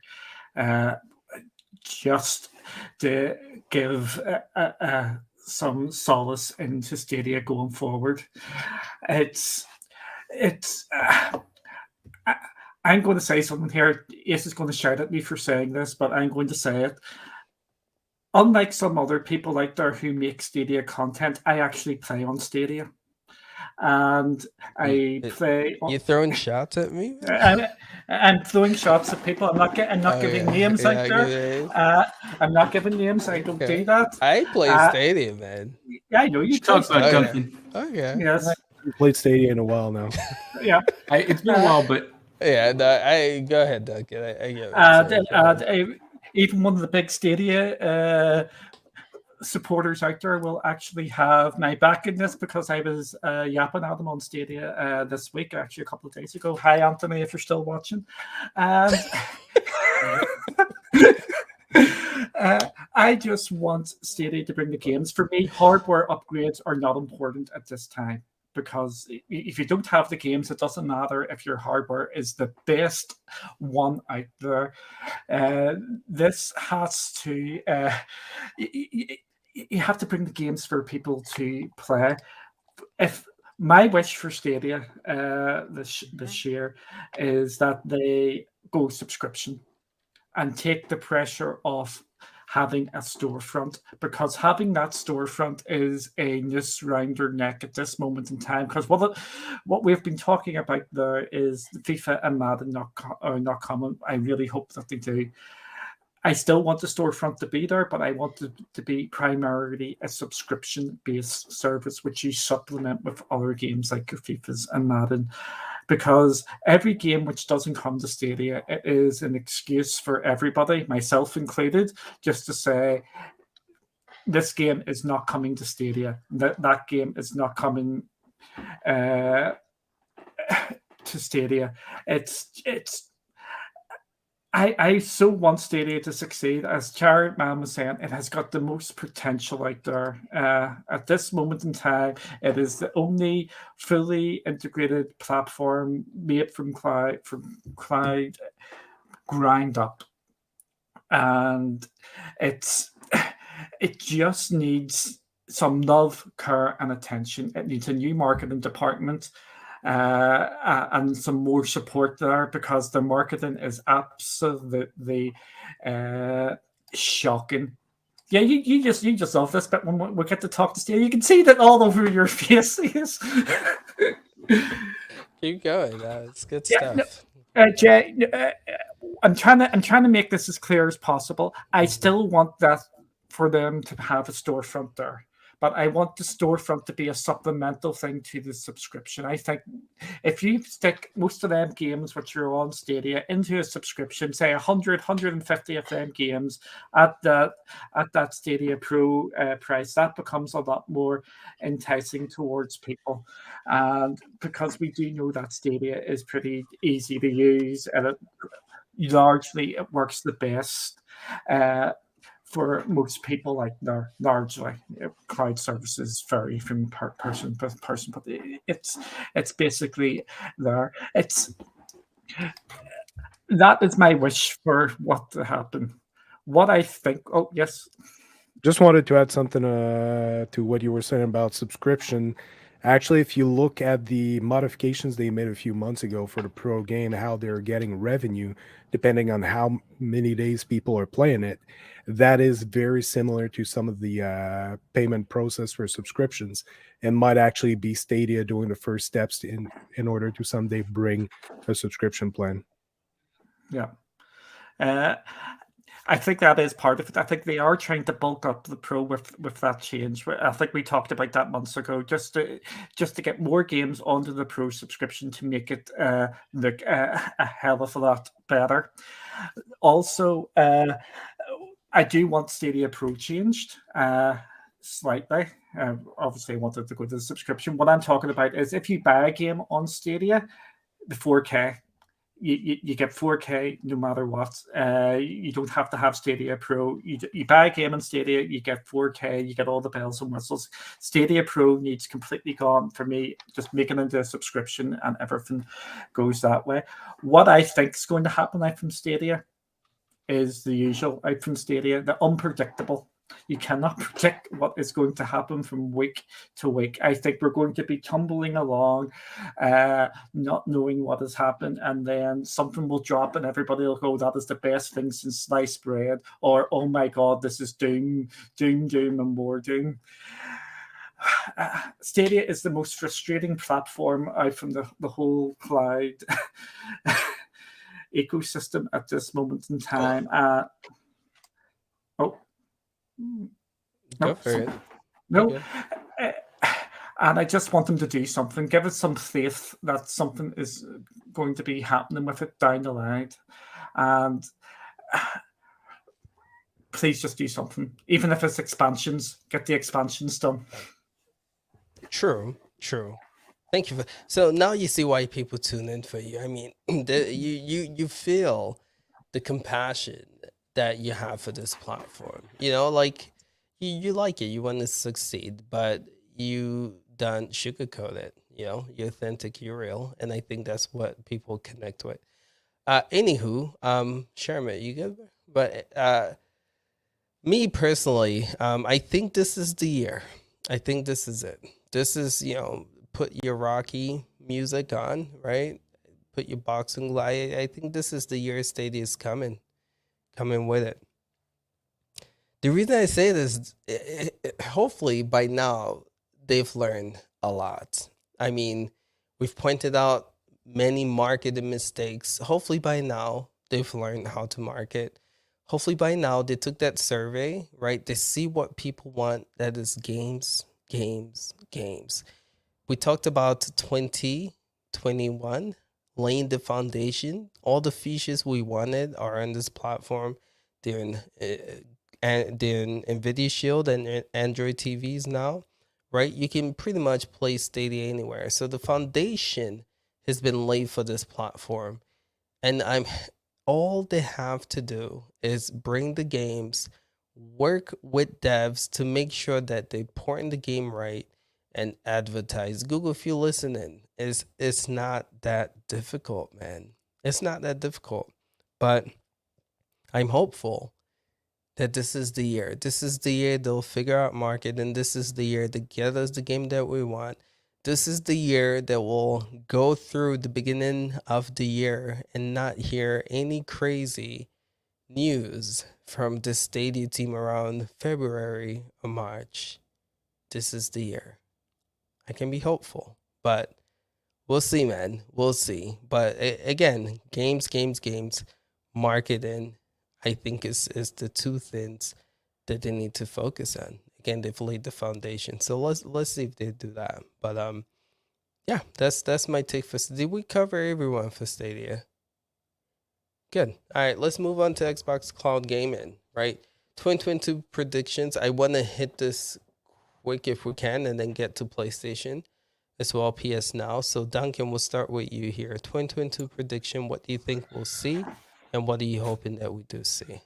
Okay, predictions. What I think we're going to see is I think we're going to get our 4K, and I think we're going to get buying games on Xbox this year. I think it's not going to be the whole store. I think it's going to be limited ones, and obviously if you've already bought them, you will be able to access them. What I'm hoping we're going to see this year out from Xbox, and either an announcement or we get the first cloud-only game out of Xbox, because we do know that they are working on them at this moment in time. Even if it is just a hint, we're working on this game and this is a cloud-only one, which will be coming out many, many years. Or here's our first foray into cloud, and it's some state share or stuff like that, because we've seen state share sort of the beginnings of that with the sharing of screenshots on the Xbox app, which I think down the line we're going to be able to do that sort of stuff. So basically, I think it's going to be a year of consolidation and just the upgrades to get it into line with the other platforms. Cool, nicely said. How about you, Makers? What are you hoping to see, and what do you think we'll see from Xbox Cloud Gaming this year? I'm hoping that there's going to be an improvement upon stream quality. I think that's a really big thing that they need to nail. I think Sure. content-wise, they're doing really well with that, and I just think it's going to go higher this year. I'm hoping that that's what we're going to see, since Like 4K? I don't think we're going to get 4K this year. This but year? Ooh. I hope we get 4K. Okay. I hope. That's my hope. Yeah. I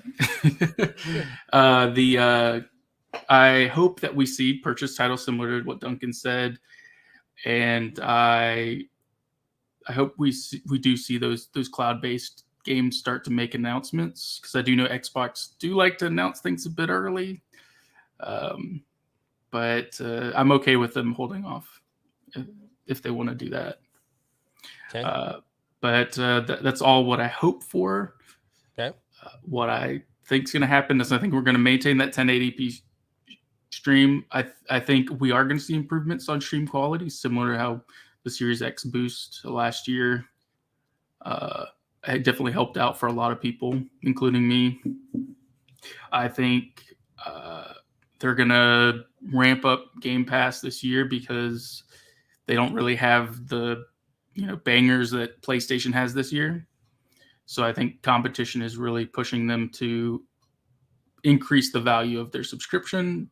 Key point, Hitman coming to Xbox or coming to Game Pass, and Extraction coming to Game Pass. I think we're kind of moves based on their competition. And I don't see us getting a cloud game announcement. I think that's going to be next year. Okay. I do think we're kind of early in that too, but yeah, good stuff. Thanks for that. How about you, Space? What are you hoping for Xbox Cloud Gaming 2022 to see, and what do you think we will see? Well, we know Phil Spencer about a year ago, to a few days close, said he wanted Game Pass xCloud to have the purchases on Right. Major Nelson's podcast. So he already talked about that. He mentioned Stadia's model that he wanted xCloud to run with that. So I'm hoping very soon we're going to see that put in place. There's already some updates on the web browser that seems to indicate like it brings you directly into the launcher for xCloud when you click on it. So that's a big one. Also, they need to build more data centers, so to have the blades in more data centers to have a better performance throughout like wherever you are, get better performance, because where I am, it's unusable. I did try it at my mom's place and it was a lot better. So like 2 provinces away. So it's not running the same in different areas. They need to get more data centers active to optimize performance, because right now there is a lot of latency problem. There is visual glitches because of that. So they need to increase the performance. And yeah, we also need the TV app, Android TV. We need xCloud to be available on more devices.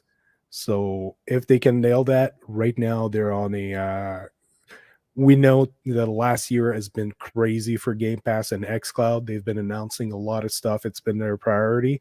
They still need to work some technical stuff out, but they're already on a good streak right now. So if they can iron those things out, they'll have an excellent year. Fair enough. Thank you for that, Space. How about you, GTP? What are you hoping to see for Xbox Cloud Game in 2022, and what do you think we'll see? I see a trend happening here. When we got the Xbox, everyone stopped talking about needing games. Thank you. Every other platform, everyone's like, they need content, they need content. We got the Xbox, I'm like, well, they worked on the content.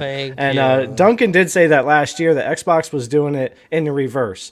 They really started focusing on the content and Game Pass and all that first, and then they're going to go fill the technology part in.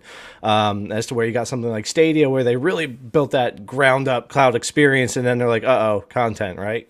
So, working on all that. And what I think Xbox will do this year are pretty much the same. So increase stream quality and consistency, because it's rough a lot of times, especially from device to device. On the PC app and on the consoles, great. Jump over to an iOS device like the iPad Pro or the iPhone, I can't use it. It's ridiculous.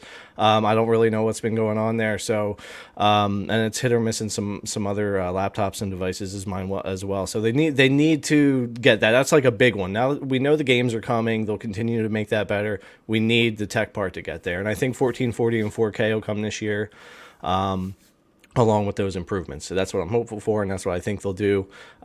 If they get that far, you might see that dedicated Xbox Cloud stick plug into your TV and just play, because they could really optimize that device for only xCloud. And really how it works so well on the PC app or how it works so well on the console. I could see them really getting a good experience that way versus other ways for the TV, because I'm still not a fan of native TV apps. But I think they could offer a good experience for that. So I think we might see that in the stream stuff. And games are just going to continue to come. We know they're coming. I mean, I know Starfield's a big one this year in November. Everyone's going to be waiting for. Don't shake your head, Duncan. I already know you don't want to play Starfield. He's going to get it. It's not simulatory enough. I'm saying Forza. Forza's what I'm looking forward to. Thank you. Yes. We're going to get Motorsport. decks. There's going to be a ton. I mean, Xbox killed it with Game Pass, and so many more games coming to cloud than ever before for them. And I agree that we will probably see purchases this year as well. And man, if Xbox gets that quality where it needs to be, and they add purchases, even if it's not all games, just like most games, right? The big games, if they add those purchases as well, it's a wrap as far as content and quality if they do that this year. I will say I could see them do select titles you could purchase through the cloud. I could see that. I think we're also going to have a day when we wake up and this news comes out, and you go on xCloud and you see that however many of your old games you've bought over the years are just there all of a sudden. Ooh, a lot of your old purchases that we're supporting, boom, and you go on xCloud like, wait a minute, like 150 of my 400 games are available right now. I could see that happening one day this year as well if they go that route. Yeah. Do it Christmas. That would be a great Christmas gift. Or before, please. I'd rather it be before Christmas or the end of the year. But yes, just true. Or even just the EA titles like that are on Game Pass that aren't like a big dump. Yeah. True. Yeah, it would be cool. Let's get to Sherman. We still got PlayStation to cover. But thank you for that, GTP. Good stuff. Sherman, what are your predictions for Xbox Cloud Gaming Yeah, 2022? yeah. And for xCloud, I haven't really used. I haven't really, never tried that out yet. That's probably the only cloud system I didn't try out. But that they have that's another one that has a lot of potential because I just thought about it. All the games that comes out with it goes to Game Pass. So like Starfield, that's the game that's intriguing me right now. The one to get with a console because of Starfield. And xCloud will get it right there because of the Game Pass. They have a lot of games. The only thing is that they tend to remove games too. Yeah.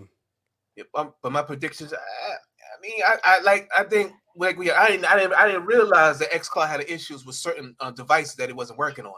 Yeah, I didn't realize that. Yeah, but hopefully my prediction is they fix that. They fix that and expand it to more devices, even I won't say TVs because they have the xCloud for the Xbox Series X for that. Yeah, but Android TVs though will be great, right? I see more games coming. I think that's my prediction: more games expanding on xCloud. That's what I see, and the hardware is going to be working through xCloud. So I see that they're going to start having Xbox Series X quality games on xCloud. I do see that. That's awesome. Good stuff, Sherman. So I echo a lot of the things you guys are saying here, right? Again, games. I would love to. I was in Dell's show again, and a question he had for me, right? He was like, I play a lot of sports games. I would love to be able to play either Madden or FIFA in the cloud, right? He just bought a Series X, and his question is like, if I cloud game, would I? Is it like, which one would be better, cloud gaming or console? And I had to be honest. I was like, I would love for him to be cloud game, but the games he wants is not there, right? And if that becomes a thing where, like Phil Spencer said, where you can purchase a game from the marketplace and play it via cloud, that solves that issue, right? So I would love to see that. I would love for them to be able to purchase a game through the marketplace and play that game via the cloud.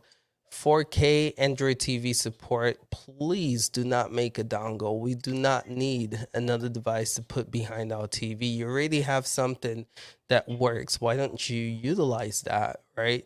Why? I mean, I know why they're going to create a dongle, more money, and more control with performance. I get that. But you have Android TV devices, like someone's saying, there's millions of them right now, right? Just make your app. GeForce Now is doing it. Google's doing it. Why not make your apps available for Android TV devices? 4K, would love that. Upgrade in performance. I mean, 1080p, I love those big bump from 720, but when 2022, where your competitors are pushing 120 FPS, 1440p, 4K, and you're still giving us 1080p. Would love to see that upgraded. But they have a lot of potential, but they have some work to do. And I think if they can do that in 2022, they'll be in a good place for sure. Maker, you were gonna say something? Yeah, the dongle, you made a point about why you use the dongle when you have it already on your PC. There's a lot of people of the mindset that you're going to need a specific device to play these games, and this would be a good transition for them to say, here's our device so you can play our games. Yeah. And I mean, like, my parents still use an Apple TV box, even though they have a smart TV now. So, true. Yeah. True. But my thing is, I get what you're saying, but hopefully, my thing is that if the tech's already available, why not use it? Why create something new? The only thing I see for the dongle is the Xbox proprietary antenna that reduces latency on the controller. It really brings it down. So yeah, it's true. Like I was saying, if creating that gives them more control with performance, I can see why. But anyway, let's hop to PlayStation now, because I do want a quick take 2022 of who do you guys see coming on top. So just be quick on PlayStation now if we can. We'll start with Space. What are your predictions? Where do you see PlayStation now heading in 2022, and what would you like to see out of that platform? Anyone who's been following me knows that I've been saying a while that 2022 is the year of PlayStation Cloud Gaming, that they're revamping their platform. They're really coming out strong. They won't come out immediately with everything wrapped up in one package, but Sony has been building up PlayStation Now, especially a lot in the last year. They've been optimizing it with 1080p. They've been doing a lot of stuff hidden from the public eye, like experimenting with it. Not only that, but they got all of the SG&E assets when they shut down the studio. They moved 3 streets away. It's all the same people with the game they were working on. They just moved from one building to another. So the Stadia exclusive game is now a PlayStation exclusive game at Haven Studio. So they imported a lot of stuff that may very well be extremely interesting that they're working on right now. PlayStation right now, for those who haven't tried it in a while, has become one of the very well performing cloud platform. If you play it on PC, the performance is amazing. You got 1080p, but you also have local upscaling, so you play at a higher resolution than 1080p. It looks phenomenal. Latency is ultra low, and stream is extremely stable. So it rivalizes with Stadia and Luna in terms of quality. It looks great. It plays great. The only thing that people have been complaining about is that it's still running on PlayStation 3 and PlayStation 4 hardware. Well, the Spartacus rumors that have been coming out is that they were going to use multi-GPU units to simulate PS5s, and you're going to be able to play PS5 games at PS5 quality. You got a lot of stuff coming. There's the new subscription plan that they were doing. They're scrapping PS Now.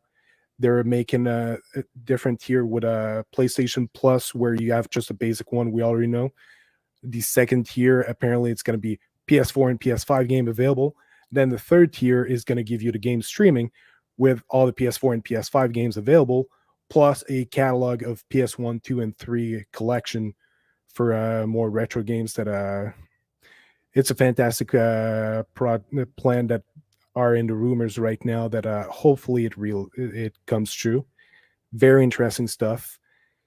They could go very big in the world of cloud gaming, especially that we know they've been dropping patents like crazy for mobile gaming, for bringing PlayStation cloud gaming to mobile on 5G. So once that's available, they have a big plan coming out for PlayStation cloud gaming, and they could shake the industry. It's right now, we know Xbox is doing something big. Combine that with PlayStation coming with their cloud platform that they're trying to go big. It will be a steamroller. It will shake the cloud gaming industry. It will get cloud gaming in a lot of people's hand. Similar to right now, we're seeing Fortnite being announced on GFN. A lot of people are going to jump onto this. Now we have PlayStation with big performance, good cloud gaming performance, and they're coming with big AAA titles that are exclusive to PlayStation. So a lot of people who right now don't want to play cloud gaming will jump on that for sure. True. Again, when it comes to PlayStation, that's why I called on you first, man. I can sense the passion, man. You're really passionate about that. And hopefully, I'm just gonna open this up for the sake of time. Again, I just want to round up who do you guys think is gonna come on top in 2022. Anyone else want to add to the PlayStation Now speculations of 2022? I'll throw one thing in that I don't think would happen, but I would find it interesting because I love using PlayStation Now on the PS5. Very much how xCloud works on the Xbox to stream your game right away, except it works better on PlayStation than it does on Xbox by far. Is there virtual realities coming out this year, the PSVR 2? And if they were to able to make some pretty cool cloud experiences that would stream on my PS5 and make use of the VR, I think that would be something really cool to get people's attention. That would be dope. Because VR is very niche, so anything that makes me interested in it, I get excited because I don't jump on the VR and it's still very small. But I think PlayStation has the potential with cloud and VR to get me more interested. For sure. Go ahead, Duncan. No, Maker can go first because I talk too much. I just want to say I think those PS Plus titles, a lot of the ones that come day and date, are going to start to arrive through the cloud service. And crazy one that I'm gonna say is I think Final Fantasy VII Remake's going to the cloud for them. That'll be awesome. That'll be There's- awesome if we see that. Yeah. There's one thing I wanted to add also that we talked about. It's not a speculation, but more of a wish list, because we know PlayStation said they will not bring their day-and-date title to their subscription service. But if you compare it to TV streaming, like if you look at Disney Plus, what they have, that you can buy a movie for $35 and you can access it on the on your account, movies that are just now released in theater. If they could do that with like, let's say the game comes out day and date, you can buy it at half the price of the market price on your PlayStation Plus subscription with streaming, and they allow you to streaming, and you can only play it as long as you keep your subscription active. That would be a big money maker, because it would keep a lot of people with an active subscription so they can access those titles, and it would allow those titles to actually be playable on the subscription model in a certain way. True. All right. Let me do this. We're not gonna. All right. So what I'm gonna do, I'm gonna just ask you guys to plug your channels, and as you do, just talk about prediction wise, because Mika, I know you gotta go, so I'm trying to respect time, right? I've got 10, 15. Oh, you do? Okay. All right. Cool. So if you got 10 minutes, let's get into this then. Yeah. Okay, so 2022, sorry guys, trying to respect time. 2022, right? Who do you see coming out on top? I'm just gonna ask you guys individually. So we'll start with you, Maker. Who? And why? I think it's Xbox, and Why? I think they're really pushing cloud heavily. So I think they're gonna have the biggest improvement. If we're going based off of just flat out what they have, I think GFN's going to probably win out because they got the 3080 tier, and just I think they're going to be bringing content this year. But I think xCloud, I think we're going to see the biggest improvement with that, and I think we're going to get a lot of really big games. I mean, there's already more games that we know coming to to Game Pass than there are coming to Stadia. Period. So yeah, that's why I think they're going to be number one. Okay, good take. Duncan, who do you got taking 2022? Okay, as Maker was saying, there's a couple of different points here. If you say he's going to be the best cloud service to play cloud game, and then it's going to be GFN. Who do you think is going to make the biggest change or shape things up? It's actually between two. I'm going to surprise some. The easy one for me is PlayStation. I think PlayStation have the more movement they can actually make there. But I'm going to throw one out here, and I know people are going to laugh about this. I think it's going to be Meta. Who? Meta. Facebook. Meta. Oh my Facebook. goodness, dude. You may sit and laugh about me saying that. If I would, you could probably put an argument there. They are one of the biggest cloud ones out there. They've got 1.5 million people playing that on a monthly basis in their cloud services. And when you have, I would not be surprised if we see something along the lines when we get with the new Quest announcements down the line. We may hear something that they're going to hook their cloud service into Oculus. So. I think Ray agrees with me here, right? Like, hey, yeah. Not yet, in my opinion. Not, but I see that down the line, but not yet. Yeah, but I think Meta is going to be the one to keep an eye on, because they're just over in the States as well. I thought you said Tencent should be the one we keep an eye on. Tencent as well, but I think that's content-wise. Yeah, content. Okay. I think we're going to see that down the line, but. So we're talking about 2022 here. 2022. Yeah. I think Meta is going to be Meta. I think we're going to see them expand out from the States and in the other places. Okay, fair enough. Thanks for that. GTPU 2022, who you see coming out on top? Definitely Meta. I don't know. I have no idea about that. I'm not a fan, but anyway, I think if the companies do things smart, the big guys will stay the big guys, right? Xbox and PlayStation. I mean, if they play their cards right, you know, those are the biggest platforms besides PC mostly. Nintendo's not into the cloud game too much yet, so I don't really count them. So I think Xbox would be my top this year for 2022 if they do things right, mostly based on content, because they are bringing so many games to Game Pass that also go to cloud. So I think solely based on content, Xbox would probably be on top this year if you're kind of talking about the cloud offerings, if they up the tech a little bit. And GTP, then hold up. I think, What are happened? you guys hearing that as well? Yeah, Yeah, he's he's gone recording. Daft Punk on us. Yeah. Oh, we've gone yeah. crazy. Yeah. You've gone T-Pain. All right, just move on. Xbox on top. Okay. we'll get back to you once you clear up a little bit. Sherman, you, 2022, who takes it all? I'm gonna go. I might get a lot of hate for this, but I don't. It's hard. It's tricky. It's No, this is hard. This is a tough one. Say it. This is a tough one. I mean, I like the underdog role. I'm going. I think State because xCloud they got heavy hitters. That's what I think it was Michael. One of y'all said that they're gonna come out because they got those games.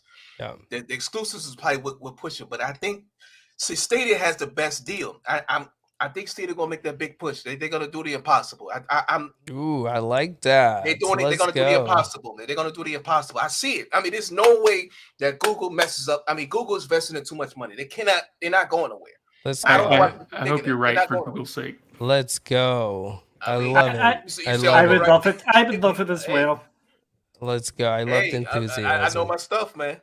Let's go. I'm with you there. How about you, Space 2022? Who takes it all? I think GFN will continue to remain a big player. It's no surprise that I'm going to say PlayStation is going to do a splash in 2022. It's 2022, like I've been saying, is the year of PlayStation. They're going to be big. I like that too. Okay. So it's going to be tight between Xbox and PlayStation, but I think PlayStation will lead the conversation. And something else, like GTP just mentioned earlier, that company not doing much in the cloud, but something speaking my curiosity about Nintendo, and it's the fact that they teased that they're working on the new Mario Kart with a twist. Now, something like I've been trying to think what that twist is, and something I would really love them to do, and I've seen no indication of that, but something that could happen that would be amazing is if, for example, one person has a Switch on him in mobile mode, starts a game, has a code on the screen, just shares it with people around so they can pick up their mobile, log into the cloud for Nintendo, start a Mario Kart game, get the code to jump in the game with a person with a Switch, and play, like, do a multiplayer through the cloud extended to mobile devices while the host is playing with the Nintendo Switch. That would be an amazing system. It would make it a lot easier for anyone with a Switch to find people to play in multiplayer in their surroundings, so that you don't need a hardware for additional players while being in mobile mode. So it's just kind of a wish list, like do the same thing in a Super Smash and a bunch of other games like that. It would be amazing to see. Cool, man. That'll be, again, PS Now, Nintendo. You know, let's keep an eye out.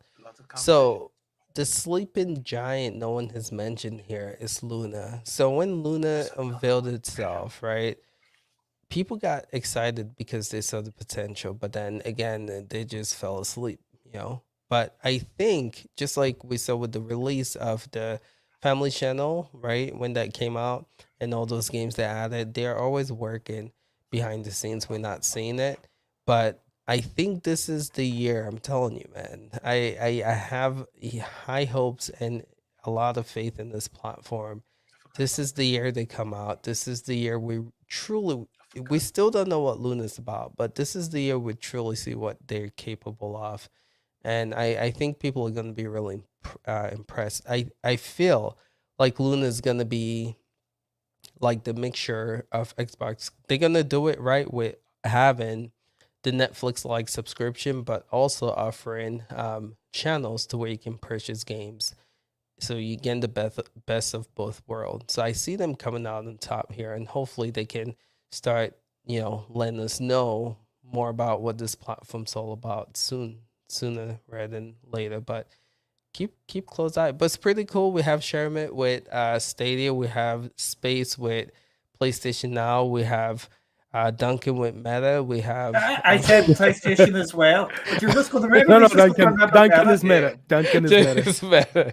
That's where we're good. And I think GTB said Xbox, and it's pretty cool to see the diversity amongst the panel. But next year we'll be coming back. We'll be looking at this, and we'll be seeing who's right with predictions.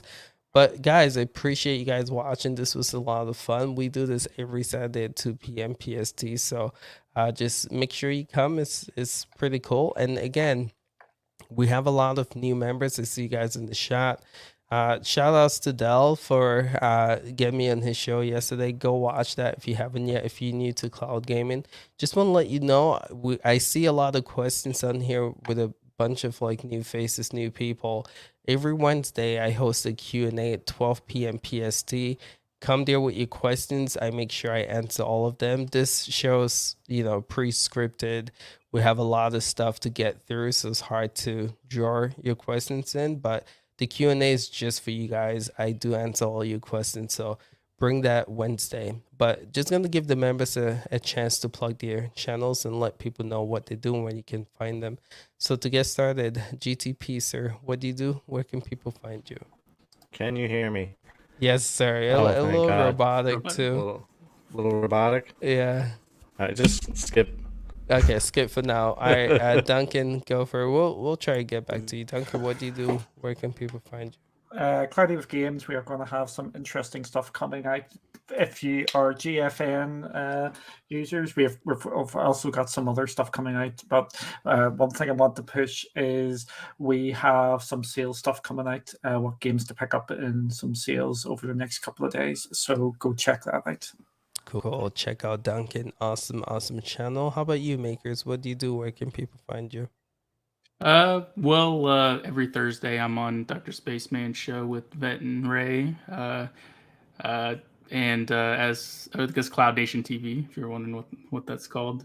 And then Duncan over here with Cloudy with Games, I help out with some videos. Yeah, and it's pretty crazy over there, and I might be helping out a little bit over here at CGX as well. Yeah, you're all over the place, man. So you're good at what you do, so definitely appreciate you here, Maker, for sure. Try. Yeah. Shermit Gaming, man, good to have you on the cast, my dude. Tell the people what you do and where they can find you. Yeah, I appreciate y'all inviting me. You can find me right there on Twitter, Chariot Man Gaming on Twitter. You can find me right here on YouTube, because if y'all want to be entertained, if you want to like stated content, Nintendo Switch content, anything, find me on Chariot Man Gaming. I may be streaming tonight, so I might be talking about this, what was going on. So hey, come through there. And I'm also on Instagram, Chariot Man 85 on Instagram and TikTok. So you can check me those. That's awesome, man. I call you the hype man, dude. I want to get hype, I go on your show, you hype it up, man. Love it. Thanks for being on here, my dude. Yeah. Space, sir, what do you do? Where can people find you? Yeah, right now I'm mostly on Twitch. That's where I stream everything. So on every Thursday, I do the Cloud Nation TV podcast, like Maker mentioned earlier. Other than that, I streamed every Sunday for gameplay and once in a while. And I do have to take off immediately. Sorry about this. I won't be there for the closure. But yeah, you can find me on Twitch, Dr. Spaceman Game. So thank you. Have a good one. Awesome. Thanks for being here, Space. GTP, how you doing, man? Let's try to It's no good. All right, so I'm gonna just shout out GTP, man. Awesome content creator, man. You guys check him out. Comparisons. This dude is knowledgeable. He's one of the first dude we sought out for this panel, because again, very insightful, man. Check out his stuff. Game Tech Planet. Great stuff there. So again, cloud, PCs, console, he does it all. Check out his channel if you haven't yet. All the links are going to be in the description, so you guys can find these awesome content creators on there. But that's our show today, man. This was a lot of fun. Again, come to the Q&A Wednesday, 12 p.m. PST, and I'll answer your questions there. But yeah, we'll be back next Saturday at 2 p.m. PST. Till next time, fellas. Peace out. Peace.